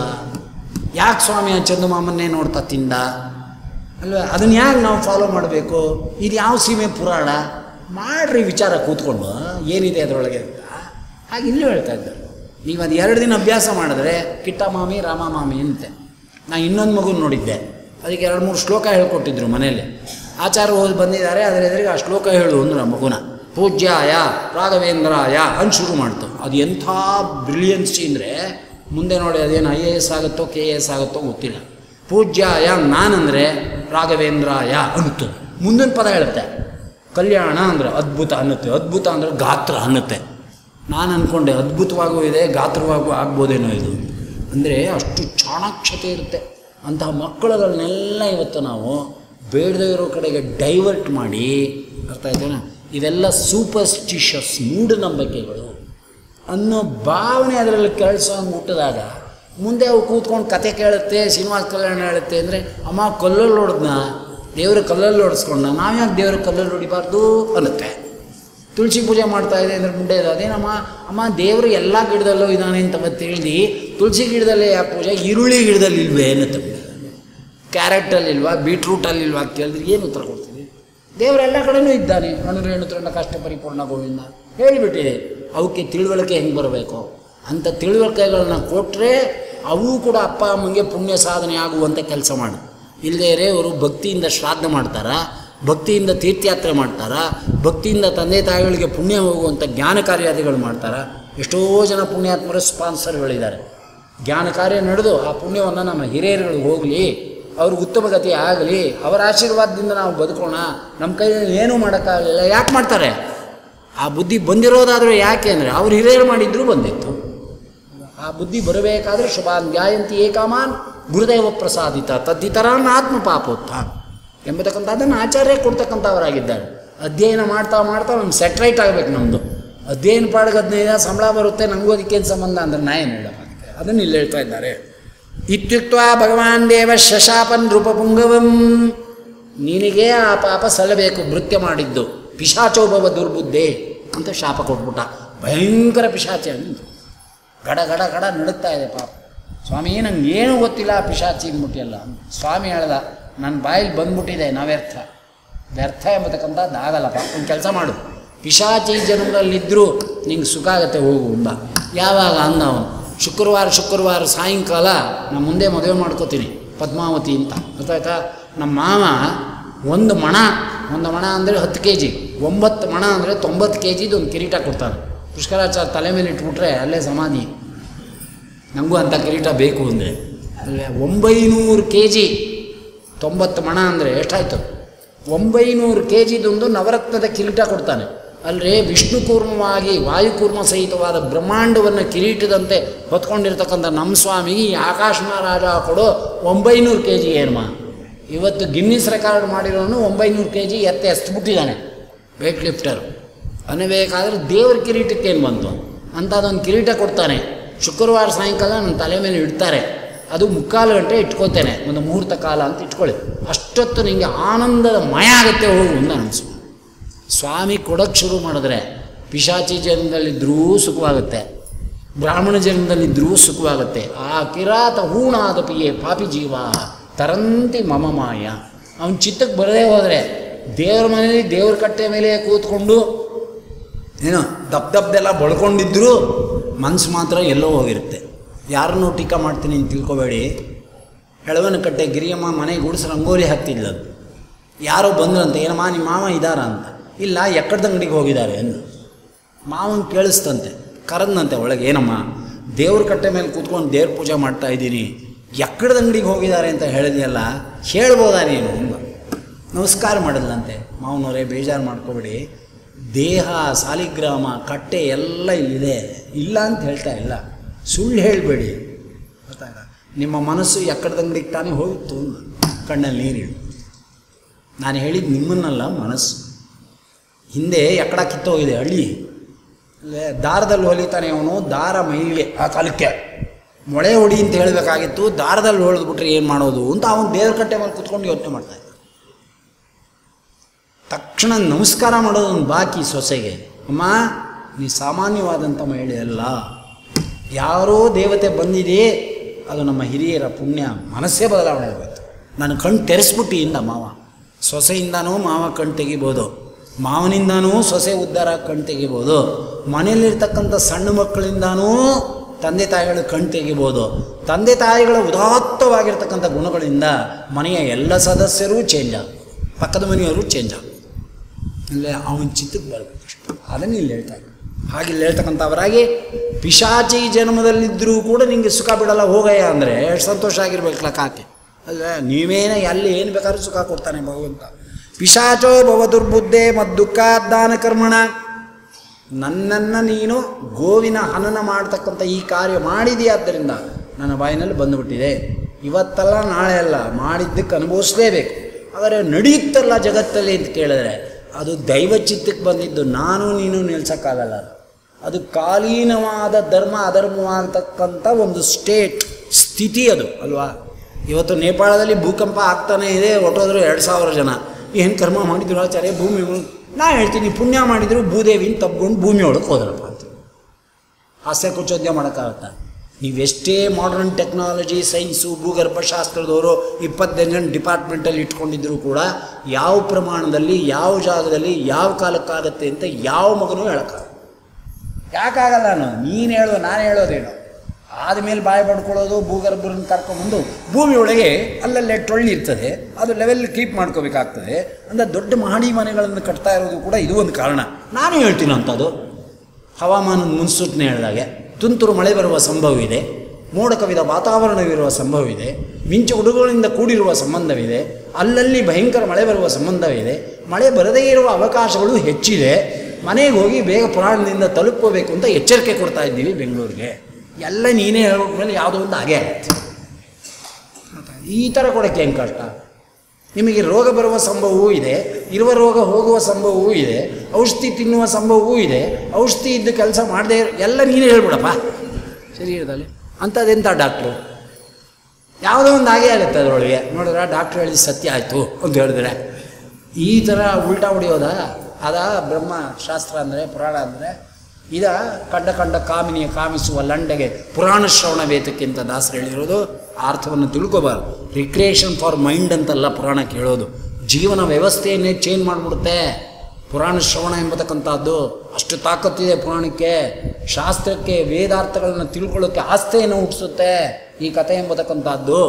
ಇಲ್ಲಿ ತಿದ್ದೋಷ್ಟು ಕ್ರಮ ಯಾವ ಶಾಸ್ತ್ರ ಶ್ರುತಿಗಳಲ್ಲೂ ನಿನ್ನನ್ನು ತಿದ್ದಲ್ಲ. ಯಾಕೆ ತಿದ್ದಲ್ಲ ಅಂದರೆ ನಿಂಗೆ ಗೊತ್ತಾಗಲ್ಲ. ಅದನ್ನ ನೀನು ತಿದ್ದುಕೊಳ್ಳುವಂತೆ ಕಥಾರೂಪದಲ್ಲಿ ಇಟ್ಟು ಸರಳ ಸುಂದರವಾದ ನಿರೂಪಣೆಗಳನ್ನು ಕೊಟ್ಟು ದೇವತೆಗಳ ದೃಷ್ಟಾಂತಗಳನ್ನು ಕೊಟ್ಟು ಹರಿವಾಯುಗಳು ನಿಂತು ಆ ಕಾರ್ಯವನ್ನು ಮಾಡಿಸ್ತಾ ಹೀಗೆ ಅಂತ ಜಗತ್ತಿನ ಕಲ್ಯಾಣಕ್ಕೋಸ್ಕರ ತೋರಿಸ್ಕೊಟ್ಟು ಕಲ್ತ್ಕೊಳ್ಳಯ್ಯ ನೀನು ಅಂತ ಹೇಳ್ತಕ್ಕಂಥ ಸುಲಭ ಪೂಜೆಯ ಕೇಳಿ ವೇದಶಾಸ್ತ್ರದ ಬಲವಿಲ್ಲದವರು ಸುಲಭ ಪೂಜೆಯ ಕೇಳಿ ಪುರಾಣ ಶ್ರವಣವಾರು ಮಾಡಿ. ಅದಕ್ಕೋಸ್ಕರ ಪುರಾಣ ಶ್ರವಣದ ಕ್ರಮ ಬಂತು. ಇದೇನು ರಿಕ್ರಿಯೇಷನ್ ಫಾರ್ ಮೈಂಡ್ ಅಂತ ಮನೆಯಲ್ಲಿ ಕಳೆಯೋಕ್ಕಾಗಲ್ಲ. ಗಾಳಿಗೆ, ವಿರಾಮಕ್ಕೆ, ರೌಂಡು, ಕಾಲಿಗೆ ಎಕ್ಸಸೈಜ್ ಆಗಲಿ ಅನ್ನೋದಕ್ಕೋಸ್ಕರ ನಡ್ಕೊಂಡು ಹಾಗೆ ಕೇಳ್ಕೊಂಡು ಆಚಾರಿ ಏನು ಹೇಳ್ತಾನೆ ಕೇಳ್ಕೊಂಡು ಹೊಟ್ಟೋಗೋಣ. ಏನೋ ಆಚಾರಿ ಬದುಕೊಳ್ಳಿ ಅಂತ ಒಂದು 5 ರೂಪಾಯಿ ಮಂಗಳಾರತಿ ತಟ್ಟೆಗೆ ಹಾಕೋಣ, ಆಚಾರಿ ಬದುಕೊಳ್ಳಿ ಅಂತ. ಅಂತ ಹಾಕೋದಕ್ಕೆ ಬರೋದು ಅಂತ ಕೇಳ್ತಾ ಇದ್ದಾನೆ. ಅದನ್ನು ಇಲ್ಲಿ ಹೇಳ್ತಾ ಇದ್ದಾನೆ. ಇತ್ಯುಕ್ತ ಭಗವಾನ್ ದೇವ ಶಶಾಪ ನೃಪಪುಂಗವ ಪಿಶಾಚೋಪವ ದುರ್ಬುದ್ಧೆ ಮದ್ದುಃಖ ದಾನಕರ್ಮಣ ಇತಿ ಭವಿಷ್ಯೋತ್ಪರ ಪ್ರಾಣೆ. ನಿಮಗೆ ದುಃಖ ಯಾವಾಗ ಬಿಡುತ್ತೆ? ದಾನಕರ್ಮಣೆ. ನನಗೆ ನಮ್ಮ ಮಾವ ದಾನ ಕೊಡ್ತಾನೆ, ನಾನು ಕಿರೀಟ ಧಾರಣೆ ಮಾಡ್ಕೋತೀನಲ್ಲ, ಅಲ್ಲಿವರೆಗೂ ತಲೆ ಒಡೆದಂತೆ ನೋವಿರುವವನಂತೆ ನಟನೆ ಮಾಡ್ತೇನೆ. ನೋವಿರುವವನಂತೆ ತಲೆ ಒಡೆದವನಂತೆ ನಟನೆ ಮಾಡ್ತೇನೆ. ತಲೆ ಒಡೆದಿದೆ ಅಂತಲೇ ಪಟ್ಟಿ ಕಟ್ತಾರೆ, ಅದು ಆ ಮತದವ್ರದ್ದು, ನಮ್ಮದಲ್ಲ. ಒಡೆಯೋಕ್ಕಾಗುತ್ತೆ, ಅಛೇದ್ಯ ಅಭೇದ್ಯ ಛೇದ ಭೇದಾದಿ ಅಂತ್ಯರಹಿತ ಖರೆ ಘಟಘಟ ವ್ಯಾಪಕ ಜ್ಞಾನ ಪ್ರಕಾಶ. ಗಾಳಿ ಇದೆ, ಗಾಳಿನ ದೊಡ್ಡದಾಗಿ ದೊಣ್ಣೆಲೋ ಕತ್ತಿಲೋ ಛೇದನ ಮಾಡಿದ್ರೆ ಗಾಳಿಗೇನು? ಹಾಗೆ ನಮ್ಮ ಸ್ವಾಮಿ ಸರ್ವವ್ಯಾಪ್ತ, ಛೇದ ಭೇದಾದಿ ರಹಿತ. ಅವನಿಗೆ ಯಾವ ಛೇದ ಯಾವ ಭೇದ? ಅವನ ಶರೀರನ ಛೇದನ ಮಾಡಲಿಕ್ಕಾಗ್ತದೇನೋ? ಅವನು ಬೇಕಾದ್ರೆ ಛೇದಂತೆ ತೋರಿಸ್ಕೊತಿದ್ದಾನಲ್ಲ, ಅಂದರೆ ಅದೇ ಲೀಲಾಮಾನುಷ ವಿಗ್ರಹ ಅಂತ ಹೇಳ್ತಕ್ಕಂಥವರಾಗಿದೆ. ಇತಿ ಶ್ರೀ ಭವಿಷ್ಯೋತ್ಪ್ರಾಣೆ ವೆಂಕಟೇಶ ಮಹಾತ್ಮೆ ಅವತಾರ ಪ್ರಶಂಸನೋ ನಾಮ ತೃತೀಯೋಧ್ಯಾಯ ಓಂ ಯಾವತ್ ಕಲಿಯಂ ತಿಷ್ಠೇತ್ ತಾವತ್ ದುಃಖಿ ಭವಪ್ರಭೋ ಉಭೌ ದುಃಖ ಸಮಾಪನ್ನೋ ಸತ್ಯ ಸಂಕಲ್ಪ ದೋಷತಃ. ನೀನು ಪಿಶಾಚಿ ಜನ್ಮದಲ್ಲಿದ್ದ ದುಃಖವನ್ನು ಪಡು, ನಾನು ತಲೆ ಒಡೆದ ನೋವಿನಂತೆ ನಾನು ದುಃಖ ಪಡ್ತಾ ಸಂಚಾರ ಮಾಡ್ತಕ್ಕಂಥ ಅವನಾಗುತ್ತೇನೆ. ಅಂತೂ ಉಭಯರಿಗೂ ಸರಿ ಆಯ್ತಲ್ಲಪ್ಪ, ಸಮ್ಮತವಾಯ್ತಲ್ಲಪ್ಪ ನಿಂಗೆ ನಾ ಮಾಡಿದ್ದಕ್ಕೆ ಅಂತ ಸ್ವಾಮಿ ಭಕ್ತರ ದುಃಖಗಳನ್ನು ತನ್ನ ದುಃಖ ಅಂತ ತಿಳಿದು ಭೋಗ ಮಾಡುವವನಂತೆ ಬಿಂಬ ಪ್ರತಿಬಿಂಬವಾದದಿಂದ ದುಃಖವನ್ನು ನಿವೃತ್ತಿ ಮಾಡ್ತಾನೆ. ಅದಕ್ಕೆ ಪರದುಃಖ ದುಃಖಿತ್ವ. ರಾಘವೇಂದ್ರ ಸ್ವಾಮಿಗಳು ಅವ್ರಿಗೆ ದುಃಖ ಇಲ್ಲ, ನಮ್ಮ ಕರ್ಮ ದುಃಖಗಳನ್ನು ಸ್ವೀಕಾರ ಮಾಡಿ ಅರ್ಥ ಆಯ್ತು ಅದಕ್ಕೆ ಫೀಡ್ ಮಾಡ್ತಾ ಇದ್ದಾರೆ ಮಹಾನುಭಾವರು. ಪರದುಃಖ ದುಃಖಿತ್ವ, ನಮ್ಮ ದುಃಖವನ್ನು ಅವರು ತಗೊಂಡು ಪರಿಹಾರ ಮಾಡತಕ್ಕಂಥದ್ದು ಎಂಥ ಒಂದು ಪರಮ ಭಾಗವತೋತ್ತಮರ ಒಂದು ಲಕ್ಷಣ ಎಂಬತಕ್ಕಂಥದ್ದು. ಇನ್ನು ಭಗವಂತನಿಗೆ ಹೇಳುವುದೇನಿದೆ ಅನ್ನೋ ಪರರ ದುಃಖವನ್ನು ನಮ್ಮ ದುಃಖ ಅಂತ ತಿಳಿತಕ್ಕಂಥವರಾಗ್ತಾರೆ. ಭವಿಷ್ಯದೇಂದ್ರಪ ಶ್ರೇಷ್ಠ ಆಕಾಶ ಇತಿ ನಾಮವಾನ್ ಸೋಪಿತಾ ಸತಿಮೇ ಕನ್ಯಾಂ ನಾಮ್ನ ಪದ್ಮಾವತೀಂ ಶುಭಾಂ. ನೋಡಿ, ಕನ್ನಡದಲ್ಲಿ ಹೇಳಿದ್ದೀಗಾಗಲೇ ಹೇಳ್ತಾ ಇದ್ದಾರೆ. ಪದ್ಮಾವತಿ ಎಂಬತಕ್ಕಂಥ ಕನ್ಯೆಯನ್ನು ಆಕಾಶ ಮಹಾರಾಜ ಕೊಟ್ಟರು ನಮ್ಮ ಕಲ್ಯಾಣೋತ್ಸವವನ್ನು ಮಾಡ್ತಾನೆ. ಕನ್ಯಾ ಪ್ರದಾನ ಸಮಯೇ ದದಾತಿ ವರದಕ್ಷಿಣಾಂ. ಅವನು ತೋರಿಸ್ಕೊಟ್ಬಿಟ್ಟಿದ್ದಾನೆ ವರದಕ್ಷಿಣ. ಅವನು ಭಕ್ತರಿಂದ ಕಾಣಿಕೆ ರೂಪದಲ್ಲಿ ತಗೊಂಡು ಪಾಪ ಪರಿಹಾರ ಮಾಡೋಕ್ಕೊಂದು ವ್ಯಾಜ ಕೊಟ್ಟರೆ, ನಾವಿವತ್ತು ಮನೆ ಹಾಳೋ ಬುದ್ಧಿಯಿಂದ ಹಿಡಿದು ವರದಕ್ಷಿಣೆ ಅಂತ ಸೀಮೆಣ್ಣೆ ಹಾಕಿ ಸುಡ್ತೀನಿ ಅಂತ ಕೂತ್ಕೊಂಡ್ರೆ ಸರ್ಕಾರ ಇನ್ನೇನು ಮಾಡುತ್ತೆ? ಊಟ ಆಗ್ತದೆ. ಈಗ ದೇವರು ಹೇಳಿರೋ ವರದಕ್ಷಿಣೆ ತಗೋ ಅಂತ ಹೇಳಿರೋದು. ಅವನಿಗೇನು ವರದಕ್ಷಿಣೆ ಕೇಳ್ಕೊಂಡ ಆಕಾಶ ಮಹಾರಾಜನ? ಅಥವಾ ಆಕಾಶ ಮಹಾರಾಜ ಏಟು ತಿಂದು ತಲೆನೋವು ಎಲ್ಲ ಉತ್ತದಲ್ಲಿರೋ ಆಸ್ತಿ ಇಲ್ಲ ಮನೆ ಇಲ್ಲ ನಿಂಗೇನೆ ಹಣ್ಕೊಡೋದು ಅನ್ನ ಅವತಾರ ಬಂದಿರೋದೇ ಅದಕ್ಕೆ ಅನ್ನೋದು ಗೊತ್ತಾಗುತ್ತೆ. ಶುಕ್ರವಾರೇತು ಸಾಯಾನ್ನೇ ಕಿರೀಟಂ ಧಾರಯಾಮ್ಯಹಂ. ಶುಕ್ರವಾರ ಸಾಯಂಕಾಲ ಕಿರೀಟವನ್ನು ಧಾರಣೆ ಮಾಡ್ತೇನೆ. ಕಿರೀಟ ಧಾರಣೆ ಕಾಲೇ ನೇತ್ರೇ ಮೇ ಜಲಪೂರಿತೆ. ಕಲ್ಲಿನಂತೆ ಕಾಣಿಸ್ತಾನೆ. ಶಿಲಾವದೃಶ್ಯತೆಯಲ್ಲಿ ನನ್ನ ಕಣ್ಣಿಂದ ನೀರು ಹರಿಯುತ್ತೆ ಎಂದ ಸ್ವಾಮಿ. ನಾನು ದೀಕ್ಷಿತರನ್ನು ಕೇಳಿದೆ, ಮೇಯ್ನ್ ಅರ್ಚಕರನ್ನು. ಸ್ವಲ್ಪ ಟಿ ಸಂಬಂಧ ನನಗಿದೆ, ಆದ್ದರಿಂದ ದೀಕ್ಷಿತರು ಅಂತ ಪ್ರಧಾನ ಅಕ್ಷರಚು ಅವರನ್ನು ಕೇಳಿದೆ, ಸ್ವಾಮಿ ಪುರಾಣದಲ್ಲಿ ಹಿಂಗಿದೆ, ನೀವೇನಾದ್ರು ನೋಡಿದ್ದೀರಾ? ಈಗ ನಮ್ಮನ್ನು ಹತ್ರ ಬಿಡಲ್ವಲ್ಲ, ನೀರು ಬಂದಂಗಾಯಿತು, ತೀರ್ಥ ಕಣ್ಗೆ ಹಾಕ್ಬಿಟ್ರು, ನೋಡಿ ಹರಿತಾ ಇದೆ ಅಂದರೆ ಏನು ಮಾಡಲಿ ಎಂದೆ. ಸ್ವಲ್ಪ ಆ ಥರ ಅವಕಾಶ ಇದೆ ಎಂದರು. ಹೊರಗೆ ಹೇಳಬೇಡಿ ಅಂದರು. ಹೊರಗೆ ಹೇಳಬೇಡಿ ಅಂದರು. ನಾನು ಹೇಳ್ತಾ ಇದ್ದೀನಿ, ಗೊತ್ತಾಯ್ತಾ? ಶುಕ್ರವಾರ ಸಾಯಂಕಾಲ ಏನು ಪುರಾಣದಲ್ಲಿದೆ ಅದನ್ನು ಸರಿಯಾಗಿ ನಾನು ವಾಚ ಮಾಡಿದ್ದೀನಿ, ನಮ್ಮ ಹಿರಿಯರು ಮಾಡಿದ್ದಾರೆ. ಅದರೊಳಗಿಂದ ಹನಿ ಬರುತ್ತೆ ಅಂತ ಬೇಕಾದ್ರೆ ನಂಬೋದು, ಬೇಡದೇ ಇರ್ಬೋದು. ಕಲ್ಲೊಳಗಿಂದ ನೀರು ಹೆಂಗೆ ಬರುತ್ತೆ ಅಂದರೆ ಅರ್ಥ ಆಯ್ತಾ? ಬಸವಣ್ಣನೊಳಗಿಂದ ನೀರು ಬರ್ತಿಲ್ವ ಇಲ್ಲಿ 8ನೇ ಕ್ರಾಸಲ್ಲಿ? ಎಲ್ಲಿಂದ ಬರ್ತಾಯಿದೆ? ಬಸವಣ್ಣನ ಬಾಯೊಳಗೆ ನೀರು ಬರ್ಬೋದು, ಸ್ವಾಮಿ ಕಣ್ಣೊಳಗೆ ಒಂದು ಹನಿ ನೀರು ಬರಬಾರ್ದೆ. ಇಲ್ಲಿ ಕೋಲಾರದಲ್ಲಿ ಅಂತರಗಂಗೆ ಅಂತಿದೆ, ಅಲ್ಲೊಂದು ಬಸವಣ್ಣ ಇದೆ, ಅಲ್ಲೂ ಅಷ್ಟೇ ತೀರ್ಥ ಒಳಗಿಂದ ಬರ್ತಾ ಇದೆ. ಎಲ್ಲಿಂದ ಬರ್ತಿದೆ ಅಂತ ಯಾರಿಗೂ ಗೊತ್ತಿಲ್ಲ. ಬಸವಣ್ಣನೊಳಗೆ ಬರ್ಬೋದು, ಶ್ರೀನಿವಾಸನೊಳಗೆ ಬರಬಾರ್ದು ಆ ಕಣ್ಣಿಂದ ಅಂತ ನಾನು ಕೇಳ್ತೀನಪ್ಪ. ಎಲ್ಲಿಂದ ಬೇಕಾದ್ರೂ ಬರ್ಬೋದು ನೀರು. ಇಲ್ಲ, ಇಲ್ಲಿ ಎಲ್ಲೋ ಇರೋದು, ಇಲ್ಲೂ ಸೀನಪ್ಪನ ಕಣ್ಣಲ್ಲೂ ಎಲ್ಲೋ ಇರೋದು ಬರುತ್ತೆ ಅಷ್ಟೇ. ಅದು ಹೆಂಗೆ ಹೊತ್ತುಬಿಡುತ್ತೆ ಅಂದರೆ, ನೀವು ವಿಶ್ವಪಾವನ ಮಠ ಅಂತ ಹಂಪಿಗೆ ಹೋಗಿ ನೋಡಿ. ವ್ಯಾಸರಾಜರು ವಾಸ ಮಾಡಿ ಪೂಜೆ ಮಾಡಿ ಪಾಠ ಹೇಳ್ತಾ ಇರ್ತಕ್ಕಂಥ ಜಾಗ ವಿಶ್ವಪಾವನ ಮಠ ಅಂತ ಬಿಲ್ಡಿಂಗ್ ಇದೆ. ಅವರು ಅಲ್ಲೇ ಪಕ್ಕದಲ್ಲೇ ಸ್ನಾನ ಮಾಡಿ ಪೂಜೆ ಮಾಡ್ತಿದ್ರು ಅಂತ. ನದಿಗೂ ಅಲ್ಲಿಗೂ 300-350 ಅಡಿ ಎತ್ತರ ಇದೆ ಅದು. ಆ ಪಕ್ಕದಲ್ಲಿ ಒಂದು ಬಂಡೆ ಒಳಗಿಂದ ನೀರು ಬರುತ್ತೆ. ಇದೇ ತುಂಗಭದ್ರ. ಅದು ಹೆಂಗೆ ಬರುತ್ತೆ ಅಂತ ಯಾರಿಗೂ ಗೊತ್ತಿಲ್ಲ. ಒಂದು ಮಂಡಿ ಉದ್ದ ನೀರಿರುತ್ತೆ, ಅಲ್ಲಿ ವ್ಯಾಸರಾಜ ಸ್ನಾನ ಮಾಡ್ತಿದ್ರು. ಎಲ್ಲಿಂದ ಬರುತ್ತೆ ಅಂತ ಗೊತ್ತಿಲ್ಲ. ಬೇಡ, ಅದು ಬಿಟ್ಕೊಳ್ಳೋಣ. ಈಗ ನೀವು ವ್ಯಾಸರಾಯ ಮಠ ಅದಕ್ಕೆ ಕೇಳ್ಕೊತೀರಿ ಅಂತಾರೆ ಒಬ್ಬರು. ಅಯ್ಯೋ, ಇಲ್ಲಿ ಮಠದ ಜಗಳ ತಂದು ಅಂದರೆ ಅದೊಂದು ವಿಚಿತ್ರ ಕೊಟ್ಟೋಗುತ್ತೆ. ಅವ್ರು ವ್ಯಾಸರಾಯ ಮಠ ಆಚಾರ, ಅದಕ್ಕೆ ನಿಮಗೋಸ್ಕರ ನಾನು ಬೇರೆ ಮಠಕ್ಕೆ ಸೇರ್ಕೊಳ್ಳ, ಶೃಂಗೇರಿ ಮಠಕ್ಕೆ. ಅಯ್ಯೋ, ಕಥೆಯೇ ಹುಟ್ಟಿದ್ದೀನಿ, ನಮ್ಮ ಪರಂಪರೆ ವ್ಯಾಸರಾಯ ಮಠಪ್ಪ, ಅದಕ್ಕೇನು ಮಾಡಲಿ ನಾನು?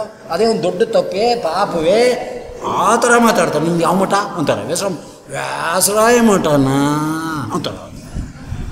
ಆ ಮಟ್ಟಕ್ಕೆ ಬಂದುಬಿಟ್ಟಿದೆ. ಟೀಕಾ ಅಂತ ಅಸಖ್ಯದ ವಾತಾವರಣ, ಬೇಡ ಅದು ಬಿಟ್ಬಿಡಿ, ಆಲ್ ರೈಟ್. ಸೀದಾ ತಿರುಮಕೂಡ್ಲಿಗೆ ಹೋಗಿ ಅಗಸ್ತೇಶ್ವರ ಅಂತ ಒಂದು ದೊಡ್ಡ ದೇವಾಲಯ, ಅಲ್ಲಿ ಎತ್ತರದಲ್ಲಿ ನದಿಗಿಂತ ಆ ಲಿಂಗ ಎಂಬತಕ್ಕಂಥದ್ದು ಹೆಚ್ಚು ಕಡಿಮೆ 150 ಅಡಿ ಮೇಲಿದೆ. ಅರ್ಥಾಯ್ತಾ? ಅದು ಮುಖ್ಯ ಪ್ರಾಣದೇವರಿಂದ ತರಲ್ಪಟ್ಟಿದ್ದು, ಅಗಸ್ತ್ಯರಿಂದ ಪ್ರತಿಷ್ಠಾಪನೆ ಮಾಡಿದ್ದು. ಸ್ವಲ್ಪ ಕಾಲವಿಮಳೆ ಆದಾಗ ಮರಳಿನ ಲಿಂಗವನ್ನೇ ಮಾಡಿ ಅಗಸ್ತ್ಯರು ಪ್ರತಿಷ್ಠಾಪನೆ ಮಾಡಿದರಂತೆ, ಪುರಾಣ ಎಂದೂ ಸುಳ್ಳಲ್ಲ. ಆಗ ಮುಖ್ಯ ಪ್ರಾಣದೇವರು ಏನಪ್ಪ ಹಿಂಗೆ ಮಾಡಿಬಿಟ್ರಿ ಇಂದ್ರಂತೆ, ವಾಯುಜೀವೋತ್ತಮತ್ವ ಸ್ಥಾಪನೆ ಆಗಬೇಕು, ಅದಕ್ಕೆ ಮಾಡಿದ್ದೀನಿ. ಒಂದು ಮುಷ್ಟಿ ತೊಗೊಂಡು ಹೊಡೆದರಂತೆ, ಆ ಮೇಲಿನ ಲಿಂಗದ ಚಿಪ್ಪಿ ಅಗರಟೋಗಿದೆ. ಒಳಗಡೆ ರುದ್ರದೇವರ ಮಂಡೆಯಲ್ಲಿರ್ತಕ್ಕಂಥ ಗಂಗೆ ಫೌಂಟನ್ ನೋಡಿದ್ದೆ. ಅರ್ಥಾಯ್ತಾ? ಒಡೆದೋಗಿದೆ ಲಿಂಗ ಮೇಲುಗಡೆ ಭಾಗ, ಒಳಗೆ ಯಾವಾಗಲೂ ನೀರಿರುತ್ತೆ, ಸಾಕ್ಷಾತ್ ಗಂಗಾ. ನಮ್ಮ ಕಣ್ಣೆದುರಿಗೆ 2 ಉದ್ಧರಣೆ ತೆಗೆದು ಕೊಡ್ತಾನೆ. ಅದಕ್ಕೆ ಮುಮ್ಮಡಿ ಕೃಷ್ಣರಾಜ ಒಡೆಯರ ಕಾಲದಲ್ಲಿ, ಟಾಟಾ ಇನ್ಸ್ಟಿಟ್ಯೂಟ್ನವ್ರ ಕಾಲದಲ್ಲಿ ಸೀಸಾ ಕಾಸು ಹುಯ್ದಿದ್ದರಂತೆ. ಮಹಾರಾಜರು ಆ ನೀರು ಎಲ್ಲಿಂದ ಬರ್ತಿದೆ ಅನ್ನೋಕ್ಕೆ ಅದು ಹೆಂಗೆ ಬರುತ್ತೆ ನೋಡೋಣ ಅಂತ ಆ ಮುಚ್ಚಳವನ್ನು ಏನೇನೋ ಪ್ರಯತ್ನವನ್ನು ಮಾಡಿ ಮುಚ್ಚೋದ್ರಂತೆ. ಏನು ಮಾಡಿದ್ರು ಮಾರನೇ ದಿನ ಮುಟ್ಲ ಲಬ್ ಅಂತ ಎಗರೊಟ್ಟೋಗೋದು, ಅಷ್ಟು ಫೋರ್ಸ್ ಇದೆ ಒಳಗಡೆ ಅಂತ. ಅದ್ರ ಲೆವೆಲ್ ಕೀಪಾಗಿ ನೀರಿರುತ್ತೆ, ಸಾಕ್ಷಾತ್ ಗಂಗಾ. ಅಲ್ಲಿ ಅಭಿಷೇಕ ಮಾಡಿದ್ರು ಅದೇ ನೀರೇ, ಅಭಿಷೇಕ ಮಾಡದೇ ಇದ್ರು ಅದೇ ನೀರು. ಬೇಕಾದ್ರೆ ಹಾಗೆ ಅಲಂಕಾರ ಮಾಡಿಬಿಟ್ಟು ಈ ನೀರು ಕೊಟ್ಬಿಟ್ರು ಅಭಿಷೇಕ ಆಗಿದೆ ಅಂದ್ಬಿಡ್ತಾರೆ. ಯಾರು ನಮ್ಮಂಥವ್ರು ಹೋದರು, ಇವತ್ತು ಪೀಠಾಧಿಪತಿಗಳು ಹೋದರೂ ಅಲ್ಲಿ ತೀರ್ಥ ತಗೋತಾರೆ. ಯಾಕೆ ಅಂದರೆ ಸಾಕ್ಷಾತ್ ಗಂಗೆ. ಇವತ್ತೇನು ಕಾಶಿಯಲ್ಲಿ ನೀವು ಅವಿನಾಶ ಕ್ಷೇತ್ರ ಅಂತ ಕೇಳಿ ಗಂಗೆ ನೋಡ್ತಿರೋ, ಅದಕ್ಕಿಂತ ಪ್ಯೂರ್ ಅಂತ ಗಂಗೆ ಎಂಬತಕ್ಕಂಥದ್ದು. ಶಿವನ ಜಟೆಯಲ್ಲಿರ್ತಕ್ಕಂಥ ಮೂಲ ಗಂಗಾ ಏನು, ಆ ಗಂಗಾ ಅಲ್ಲಿದೆ, ಅದನ್ನೇ ತೀರ್ಥ ಅಂತ ಕೊಡ್ತಾರೆ. ಈಗ ಯಾಕೆ ನಾವು ಹೇಳಿದೆ ಅಂದರೆ, ಇಂಥ ಕಲ್ಲಿನ ಲಿಂಗದಿಂದ ಗಂಗಾ ಸಾಕ್ಷಾತ್ ಇವತ್ತು ಪ್ರತ್ಯಕ್ಷ ದರ್ಶವಾಗಿ ನಿಂತಿರ್ತಕ್ಕಂಥ ಜಾಗಗಳು, ಕ್ಷೇತ್ರಗಳಿದೆ ಅಂತ ಹೇಳಬೇಕಾದ್ರೆ, ಶುಕ್ರವಾರ ಸಾಯಂಕಾಲ ಶ್ರೀನಿವಾಸನ ಕಣ್ಣಿನಿಂದ ಒಂದು ಹನಿ ನೀರು ಬರಬಾರ್ದೆ, ಅದನ್ನು ನಂಬೋದು ಕಷ್ಟವೇ. ಅದಕ್ಕೋಸ್ಕರ ಪುರಾಣ ವೇದವ್ಯಾಸರು ಬರೆದಿದ್ದು ಸುಳ್ಳು ಅಂತಲೇ ವಾದ ಮಾಡಬೇಕೆ? ಸ್ವಲ್ಪ ಯೋಚನೆ ಮಾಡಿ. Slow but sure highway better than byway ಅಂತ ಅಲ್ವಾ? ಸ್ವಲ್ಪ ಯೋಚನೆ ಮಾಡಿದಾಗ, ನಾನಾ ಕಡೆ ದೃಷ್ಟಾಂತಗಳನ್ನ ತಗೊಂಡಾಗ ಶ್ರೀನಿವಾಸ ಕಲ್ಯಾಣದ ಪ್ರತಿ ಪದ ಭಗವಂತನ ಗುಣಮಹಾತ್ಮೆಗಳನ್ನು ಸ್ಥಾಪನೆ ಮಾಡ್ತಾ ಇದೆ ಅನ್ನೋದು ಗೊತ್ತಾಗುತ್ತೆ. ಇಲ್ಲದೇ ಇದ್ದರೆ ಇಂಥ ಪುರಾಣದ ಬಂಡಲ್ಗಳು ಬೇಕಾದಷ್ಟಿದೆ ಅಂತಾರೆ ಅಧ್ಯಯನ ಮಾಡಿದವರು ಕೂಡ. ಅದನ್ನು ಕಿವಿಯಲ್ಲಿ ಕೇಳಿದ್ದೇನೆ. ನಮ್ಮ ಗುರುಗಳಿಗೆ ಯಾರೋ ಹೇಳಿದ್ರು, ಸ್ವಾಮಿ ನೀವು ಸನ್ಯಾಸ ತಗೊಂಡು ಪುರಾಣ ಹೇಳ್ತಾ ಇದ್ದೀರಾ ಭಾಗವತನ, ಯಾಕೆ ಶಾಸ್ತ್ರ ಪಾಠ ಹೇಳಬಾರದೆ, ಬರೋಲ್ವೇ? ಅದಕ್ಕೆ ನಮ್ಮ ಗುರುಗಳು ಹೇಳಿದ್ರು, ಶಾಸ್ತ್ರ ಬರುತ್ತೋ ಬಿಡುತ್ತೋ ಸೆಕೆಂಡ್ರಿ ಪ್ರಶ್ನೆ, ನೀ ಮೊದಲನೇ ಪ್ರಶ್ನೆ ಹೇಳಿದ್ಯಲ್ಲ ಅದಕ್ಕೆ ಉತ್ತರ ಕೊಡ್ತೀನಿ.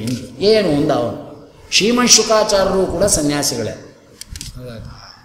ಅವರು ಯಾವತ್ತು ಭಾಗವತ ಬಿಟ್ಟುಬಿಡ್ತಾರೋ ನಾನು ಅವತ್ತು ಭಾಗವತ ಹೇಳೋದು ಬಿಟ್ಬಿಡ್ತೀನಿ. ಆತ್ಮಾರಾಮರು ಅಂತ ಕರೆಸ್ಕೊಂಡಿರ್ತಕ್ಕಂಥ ಶ್ರೀಮತ್ ಶುಕಾಚಾರ್ಯರು, ವೇದವ್ಯಾಸ ಪುತ್ರರು, ಅವ್ರು ಶಾಸ್ತ್ರ ಪಾಠ ಹೇಳ್ತಾ ಕೂತಿಲ್ಲ, ಭಾಗವತ ಹೇಳ್ತಾ ಕೂತಿದ್ದಾರೆ. ಮುನಿವೇಶವನು ತಾಳಿ ನೃಪಗೆ, ವಿಷ್ಣುವಿನ ಕತೆ ಅರುಹಿದೆ ಕೊರೆಗೆ, ನಂಜುಂಡ ನಮ್ಮ ಗುರು ನಂಜುಂಡ, ನಂಜುಂಡನ್ನತ ಜನಪಾಲ, ಕರುಣಾಲವಾಲ, ಆಹಾ ಆಂಜನೇಯನ ಪ್ರಿಯ ಅಂಜಲಿ ಮುಗಿವೇನು, ಕಂಜನಬನ ಪಾದ ಕಂಜವ ತೋರಿಸೋ ನಂಜುಂಡ. ಮುನಿವೇಶವನು ತಾಳಿ ನೃಪಗೆ. ಇದೇ ಮನೋಭಿಮಾನದ ರುದ್ರದೇವರು ಸಾಕ್ಷಾತ್ ಶ್ರೀಮತ್ ಶುಕಾಚಾರ್ಯರಾಗಿ ಬಂದು ಪರೀಕ್ಷಿತ ಮಹಾರಾಜರಿಗೆ ಇವತ್ತು ಭಾಗವತ ಬಿಟ್ಟಿದ್ದಾರೋ? ಅದಕ್ಕೆ ನಮ್ಮ ಗುರುಗಳು ಹೇಳಿದ್ರು, ಅವರಿಗಿಂತ ದೊಡ್ಡ ಸನ್ಯಾಸಿ ನಾನಲ್ಲ, ಅವರು ಶಾಸ್ತ್ರಪಾಠ ಹೇಳ್ತಾ ಇಲ್ಲ, ಹೇಳಿದ್ರು ಅಂತ ಎಲ್ಲೂ ಇಲ್ಲ, ಅವ್ರು ಭಾಗವತ ಹಿಡ್ಕೊಂಡ್ಬಿಟ್ಟಿದ್ದಾರೆ. ಅದಕ್ಕೆ ನನಗೂ ಅನುಮಾನ, ಅವ್ರು ಭಾಗವತ ಅವರು ಹಿಡ್ಕೊಂಡಿದ್ದಾರೆ, ನಾನು ಇನ್ನೇನು ಮಾಡಬೇಕು? ಅವ್ರು ಭಾಗವತ ಯಾವತ್ತು ಬಿಡ್ತಾರೋ ನಾನು ಬಿಟ್ಬಿಡೋಣ ಅಂತಿದ್ದೀನಿ ಅಂದ್ರೆ ಓದ ಮುಂದಕ್ಕೆ. ಬುದ್ಧಿವಂತರು ಅಂತ ಮಾತಾಡೋ ಏನು ಪುರಾಣ ಅಂದರೆ ಅಷ್ಟು ಲೋ ಲೆವೆಲ್ ಅಂತ ಅರ್ಥ. ಸಕಲ ಶಾಸ್ತ್ರಾರ್ಥಗಳು ಇದರಲ್ಲಿ ಇರುತ್ತೆ. ಶಾಸ್ತ್ರ ಶ್ರುತಿಗಳನ್ನು ಓದಿದ್ದಕ್ಕೆ ಅನ್ವಯ ಮಾಡು, ಇಲ್ಲ ಈ ಶ್ಲೋಕಗಳನ್ನ ಅದಕ್ಕೆ ಅನ್ವಯ ಮಾಡು. ಎರಡಕ್ಕೂ ರೆಡಿ ಇದ್ದರೆ ಎರಡೂ ಕೂತ್ಕೋತು. ವೇದ ಶಾಸ್ತ್ರ ಪುರಾಣ ಅರ್ಥ ಆಯ್ತಾ? ಯೋ ವಿದ್ಯಾ ಚತುರೋ ವೇದಾನ್ ಸಾಂಗೋಪನಿಷದ್ ದ್ವಿಜಃ ನಚೇತ್ ಪುರಾಣ ಸಂವಿದ್ಯಾ ನೈವ ಸಸ್ಯಾದ್ ವಿಚಕ್ಷಣ. ಈ ಮಾತುಕೆಲ್ಲ ಏನು ಬೆಲೆನೇ ಇಲ್ವಾ? ವೇದವ್ಯಾಸರು ಬರೆದಿರೋದು. ಪುರಾಣಿಕರು ಅವರೇ ಒಂದಿಷ್ಟು ಸ್ವಲ್ಪ ಸಂಸ್ಕೃತ ಜ್ಞಾನ ಹೇಳ್ಕೊತಾರೆ ಅಂದ್ಬಿಟ್ರೆ ಸಮನ್ವಯ ಮಾಡೋಕ್ಕೆ ಕೂತರೆ ಗೊತ್ತಾಗುತ್ತೆ. ಅಂದರೆ ಇವತ್ತು ಏನು ದೃಷ್ಟಾಂತ ಕೊಟ್ಟನು, ಅನೇಕ ದೃಷ್ಟಾಂತಗಳನ್ನ. ಅದರಿಂದ ಶ್ರೀನಿವಾಸನ ಕಣ್ಣಿನಲ್ಲಿ ಶುಕ್ರವಾರ ಸಾಯಂಕಾಲ ಅರ್ಚಕರ ಪೂರ್ವಿಕರು ನೋಡಿರ್ತಕ್ಕಂಥದ್ದು ಬೇಡ. ಚಂದ್ರಿಕಾರಾಯರು ಪೂಜೆ ಮಾಡೋದು ನೋಡಿದ್ರೆ ಇಲ್ವ ಅಂದರೆ ಅವರೂ ನಂಬಲಿಲ್ವ ಶ್ರೀನಿವಾಸ ಕಲ್ಯಾಣ. ಚಂದ್ರಿಕಾರಾಯರು ಸಾಕ್ಷಾತ್ ಶ್ರೀನಿವಾಸನ 12 ವರ್ಷ ಪೂಜೆ ಮಾಡಿದವರು, ಅವರು ನೋಡಲಿಲ್ಲ ಅಂದರೆ ಇವ್ರು ವ್ಯಾಸ ಮಾಡಿದವರು ಹೇಳ್ಕೊತಾರೆ ಅಂದರೆ ಅದಕ್ಕೆ ದೀಕ್ಷಿತರು ಹೇಳಿದ್ರು, ಹೊರಗೆ ಹೇಳಬೇಡಪ್ಪ, ಸುಮ್ಮನೆ ಇದು ದೊಡ್ಡ ಪಂಚಾಯಿತಿ, ನೀರು ಬರೋದು ಸತ್ಯ ಅಂತ ಹೇಳಿ. ನಾನು ಅವ್ರು ಹೇಳಿದ್ರು ನಂಬ್ಕೊಂಡಿಲ್ಲ, ನಮ್ಮ ಅಗಸ್ತೇಶ್ವರ ಮನೋಭಿಮಾನಿ ಹೇಳ್ದ ಅಂತ ನಂಬಿದ್ದೀನಿ ಅಷ್ಟೆ. ಅಲ್ಲಿರ್ಬೋದು, ಇಲ್ಲಿರಬಾರ್ದೆ, ಅದಕ್ಕೆ ಹೇಳ್ತಾ ಇದ್ದಾರೆ. ಆದ್ದರಿಂದ ನಿನಗೆ ಸುಖವಾಗತ್ತೆ ಹೋಗು ಅಂತ ಕಳಿಸ್ತಕ್ಕಂಥ ಅವರಾಗಿದ್ದಾರಪ್ಪ ಅಂತ ಇದ್ದಾರೆ. ವೆಂಕಟಾದ್ರಿ ಮಹಿಮಾನುತ್ತಮಂ ಜಾನಂತಿ ತೇ ಬ್ರಹ್ಮ ಶಿವೇಂದ್ರ ಪೂರ್ವಕ ಕಿಮಲ್ಪ ವೀರ್ಯ ಮನುಜ ಮೃತಿ ಸಹ ಜಾನಂತಿ ವಿಷ್ಣು ಸ್ಥಳಮದ್ಭುತಂಚ. ಸ್ವಯಂ ವಿಷ್ಣುನೂ ಕೂಡ ಇದರ ಮಹಿಮೆಯನ್ನು ಪೂರ್ಣ ಅಳಿಲಾರ ಅಂದರೆ ಅವನ ಮಹಿಮೆ ಅವನು ಪೂರ್ಣ ಹತ್ಕೊಂಡಿದ್ದಾನೆ ಅಂತ ಕೇಳಿದ್ರೆ, ಹಾಗೆ ವಿಷ್ಣು ಸ್ಥಳವಾಗಿರ್ತಕ್ಕಂಥ, ವಿಷ್ಣು ಆವಾಸ ಸ್ಥಾನವಾಗಿರ್ತಕ್ಕಂಥ ಈ ವೈಕುಂಠದ ಮಹಿಮೆಯನ್ನು ಯಾರು ಇಂತಿಷ್ಟೇ ಅಂತ ಹೇಳಲಾರಪ್ಪ ಎಂಬುದಾಗಿ ವೇದವ್ಯಾಸದೇವರು ಬರೀತಕ್ಕಂಥ ಅವರಾಗಿದ್ದಾರಪ್ಪ. ಕದಾಚಿತ್ ವೆಂಕಟೇಶಸ್ತು ಔಷಧಾರ್ಥಂ ಸ್ವಯಂ ಮರಿಹಿ. ಇನ್ನೊಂದು 5 ನಿಮಿಷ. ಗಾಯ ಆಗೋಗ್ಬಿಟ್ಟಿದೆಯಲ್ಲ, ಅದಕ್ಕೇನಾದ್ರು ಆ್ಯಂಟಿಸೆಪ್ಟಿಕಾ? ಸದ್ಯ ಶುಗರ್ ಇಲ್ಲ ನಮ್ಮ ದೇವ್ರಿಗೆ. ಯಾಕೆ ಅಂದರೆ ಅವನು ಕಬ್ಬಿನಲ್ಲಿ ಎಲ್ಲ ಕಡೆ ಅವನೇ ಶುಗರ್ ಇಟ್ಟಿರೋನು ಅಲ್ವಾ, ಎಲ್ಲ ಕಡೆಯೂ ಸಿಹಿ ಇಟ್ಟಿರೋನೇ ಅವನಾದ್ರಿಂದ ಅವನಿಲ್ಲದೇ ಈ ಸಿಹಿ ಗುಣ ಬರೋಲ್ಲ. ಅದಕ್ಕೆ ಅವನ ಶುಗರು ನಮ್ಮ ಶುಗರ್ ಅಲ್ಲ. ಯಾಕೆಂದರೆ ಇನ್ನೊಂದಿದೆ ಬ್ರೌನ್ ಶುಗರ್ ಅಂತ, ಅದು ಬೇರೆ. ಶುಗರ್ಗಳಲ್ಲೇ ಬೇಕಾದಷ್ಟಿದೆ. ಅದಕ್ಕೆ ಅವನಿಗೇನು ಶುಗರ್ಗೀಗರ್ ಇರಲಿಲ್ಲ, ಯಾವುದು ಕೂಡ ಏನೋ ಆಗಿ ಗ್ಯಾಂಗ್ರೀನ್ ಆಗಿ ತಲೆ ತೆಗಿ ಕಾಲು ತೆಗಿ ಅಂತ ಏನಿಲ್ಲ ಸದ್ಯ ಅಂತ ಇದ್ದಾರೆ. ಒಂದು ಸಾರಿ ವೆಂಕಟೇಶ ಕುದುರೆಯನ್ನು ಬಯಸಿದಂತೆ. ಯಾವುದಾದ ಕುದುರೆ ಅಂದರೆ ಸಾಕ್ಷಾತ್ ರಮಾದೇವಿ ಮೇಲಿರ್ತಕ್ಕಂಥದ್ದನ್ನೆಲ್ಲ ರಮಾತ್ಮಕವಾದಂಥ ಆಭರಣ. ಆದರೆ ಕುದುರೆಯ ಸೇವೆ ಎಂಬತಕ್ಕಂಥದ್ದನ್ನು ವಾಯುದೇವರಿಗೆ ಬಿಟ್ಟುಕೊಟ್ಟಿದ್ದಾನೆ. ವಾಯುದೇವರು ಕುದುರೆಯ ರೂಪದಲ್ಲಿ ಬರ್ತಕ್ಕಂಥವರಾಗಿದ್ದಾರಪ್ಪ. ಅದರ ಮೇಲೆ ಕೂತ್ಕೊಂಡ ಅಲ್ವಾ. ಎಲ್ಲಿಗೆ ಹೊರಟ ಅಂದರೆ ಪೂರ್ತಿ ದೇವ್ರನಾಮ ಮಾಡ್ತಾರೆ. ಬಿಗಿದ ಸುತ್ತಿದ ಪಾಗು ಬಿಡಿ ಮೋತಿನ ವಂಕಿ. ಯಾರಿವನು? ಸೀತೆಗೆ ಅರಸ ವೆಂಕಟ ಬಂದ ಮನೆಗೆ. ಅರ್ಥ ಆಯ್ತಾ ವಿಶೇಷ? ಸೀತೆಗೆ ಅರಸ ಇವನು ಅಂದರು. ಇವನು ಪದ್ಮಾವತಿಗೆ ಅರಸ ಈ ರೂಪ. ಸೀತೆಗೆ ಅರಸ ಅಂತ ಯಾಕೆ ಹೇಳಿದ್ರು ಪುರಂದರದಾಸರು ಅಂದರೆ, ಶ್ರೀನಿವಾಸ ಕಲ್ಯಾಣ ಪ್ರಾರಂಭ ಮಾಡುವಾಗ ಒಂದು ಮಾತು ಹೇಳಿದ್ದೆ. ಜನಕ ಮಹಾರಾಜರು ಹೇಳ್ತಾರೆ, ದುಹಿತ ಸ್ತವ ಕಲ್ಯಾಣಂ ಶೃಣು.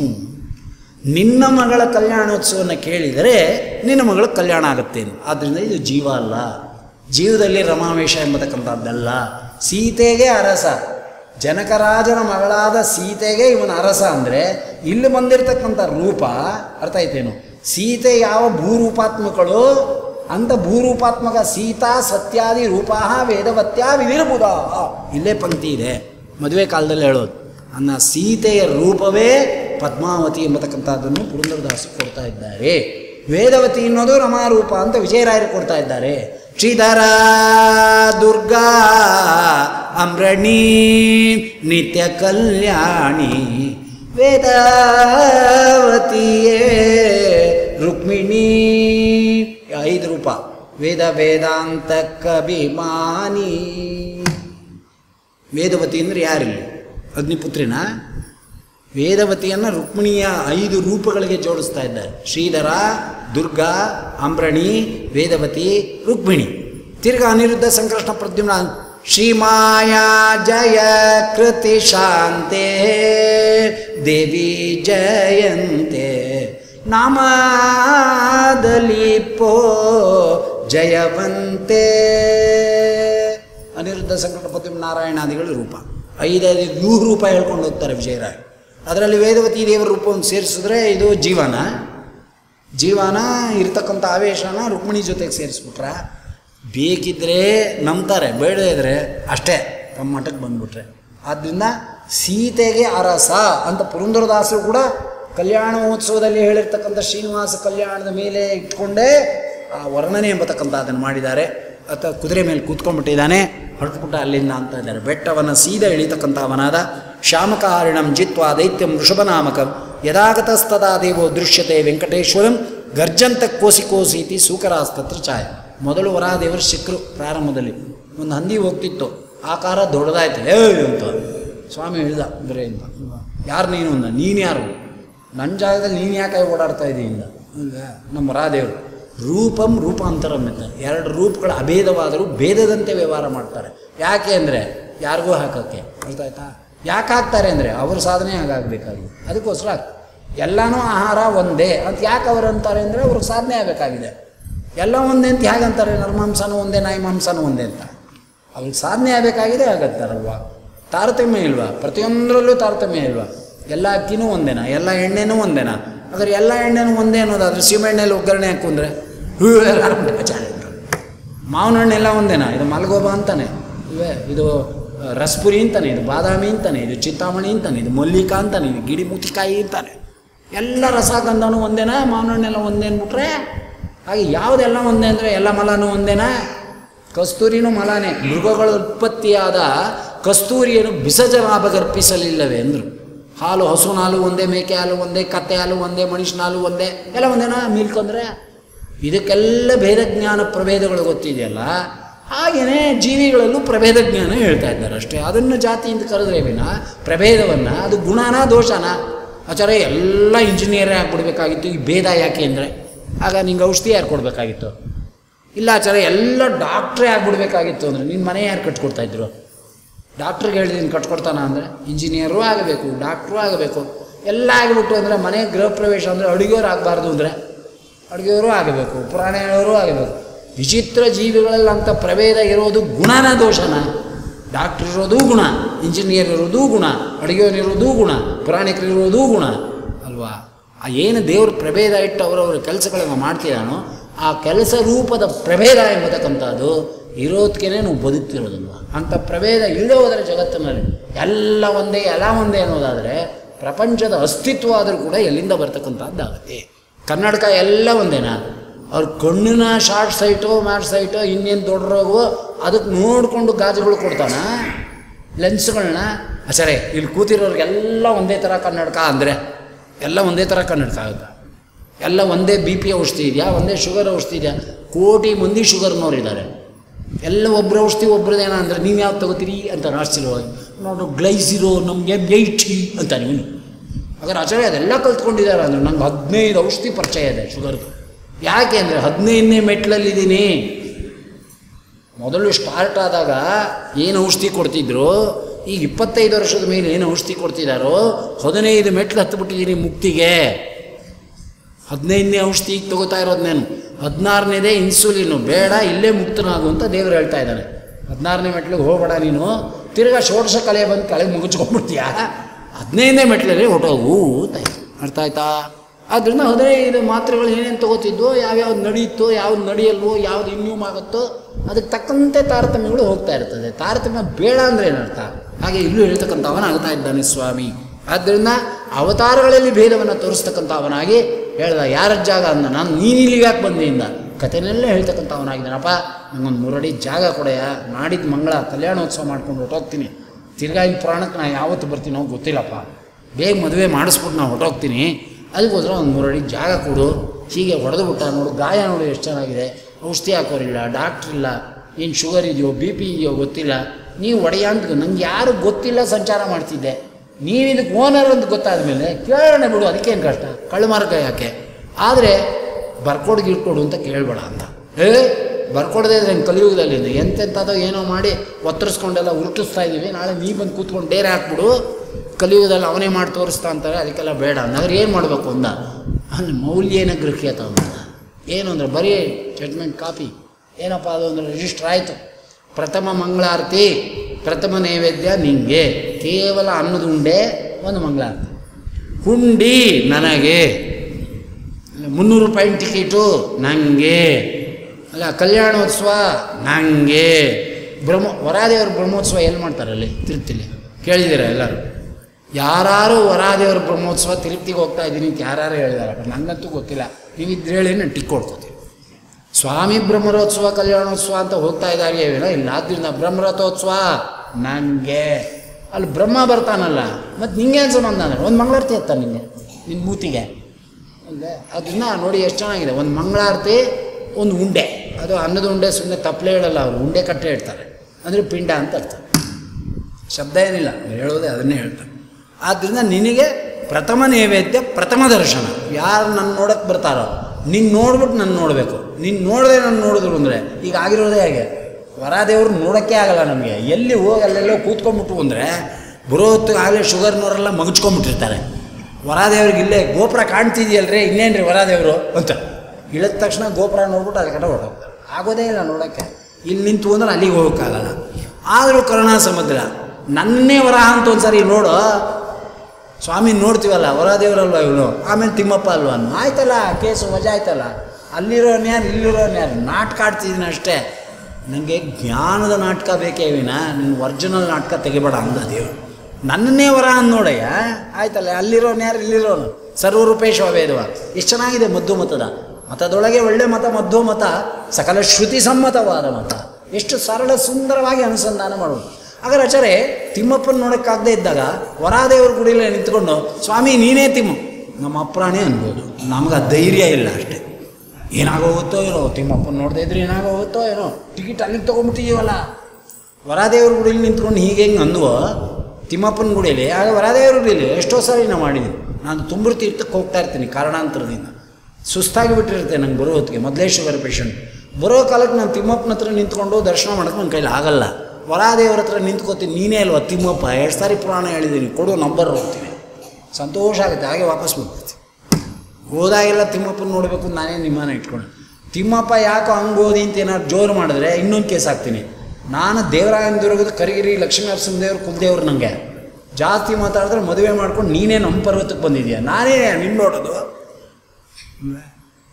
ಶೇಷಾದ್ರಿ ನಿಲಯೋ ದೇವ ಶ್ರೀನಿವಾಸ ಸನಾತನ ಕರಿಗಿರಿಂ ಗಂತು ಕಾಮೋ ಪದ್ಮಾವತ್ಯಾನುಸೇವಿತ. ಪದ್ಮಾವತಿ ಕಲ್ಯಾಣ ಮಹೋತ್ಸವ ಆದರೆ ನೀನು ಬಂದು ದರ್ಶನ ಮಾಡ್ತೀನಿ ಅಂತ ಅರಸ್ಕೊಂಡಿದ್ನಂತೆ ತಿಮ್ಮಪ್ಪ.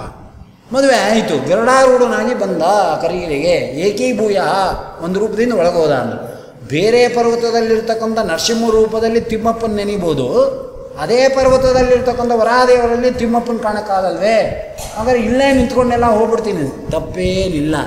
ನೋಡಿ ಕೈಲಾಗದೇ ಇದ್ದರೆ ಇಲ್ಲೂ ದರ್ಶನ ಮಾಡ್ಕೊಂಬರ್ಬೋದು, ಆಗಲಿಲ್ವಾ ಕಲ್ಯಾಣಂ ಶ್ರೀನಿವಾಸನ ನೋಡ್ಕೊಂಬರ್ಬೋದು. ಅಷ್ಟು ಗಲಾಟೆ, ಕಷ್ಟಪಟ್ಕೊಂಡೇ ಹೋಗಬೇಕು ಅಂತ ಏನು ಮಾಧವರ ಹಠ ಇಲ್ಲ.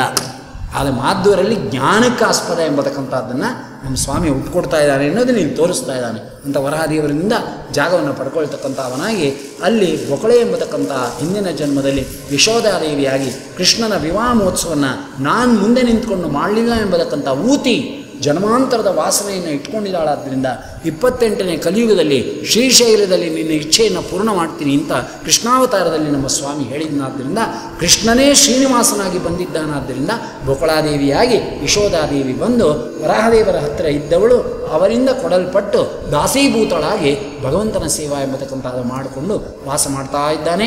ಇದೇ ಕುದುರೆ ಮೇಲೆ ಕೂತ್ಕೊಂಡು ತನ್ನ ವಸ್ತುವನ್ನು ಹುಡುಕೊಂಡು ನಾಳೆ ಹೊರಡ್ತಕ್ಕಂಥವನಾಗ್ತಾನೆ ಎಂಬಲ್ಲಿ ಇವತ್ತಿನ ಉಪನ್ಯಾಸವನ್ನು ಮುಗಿಸ್ತಾ ಇದ್ದೇನೆ. ಶ್ರೀಕೃಷ್ಣ.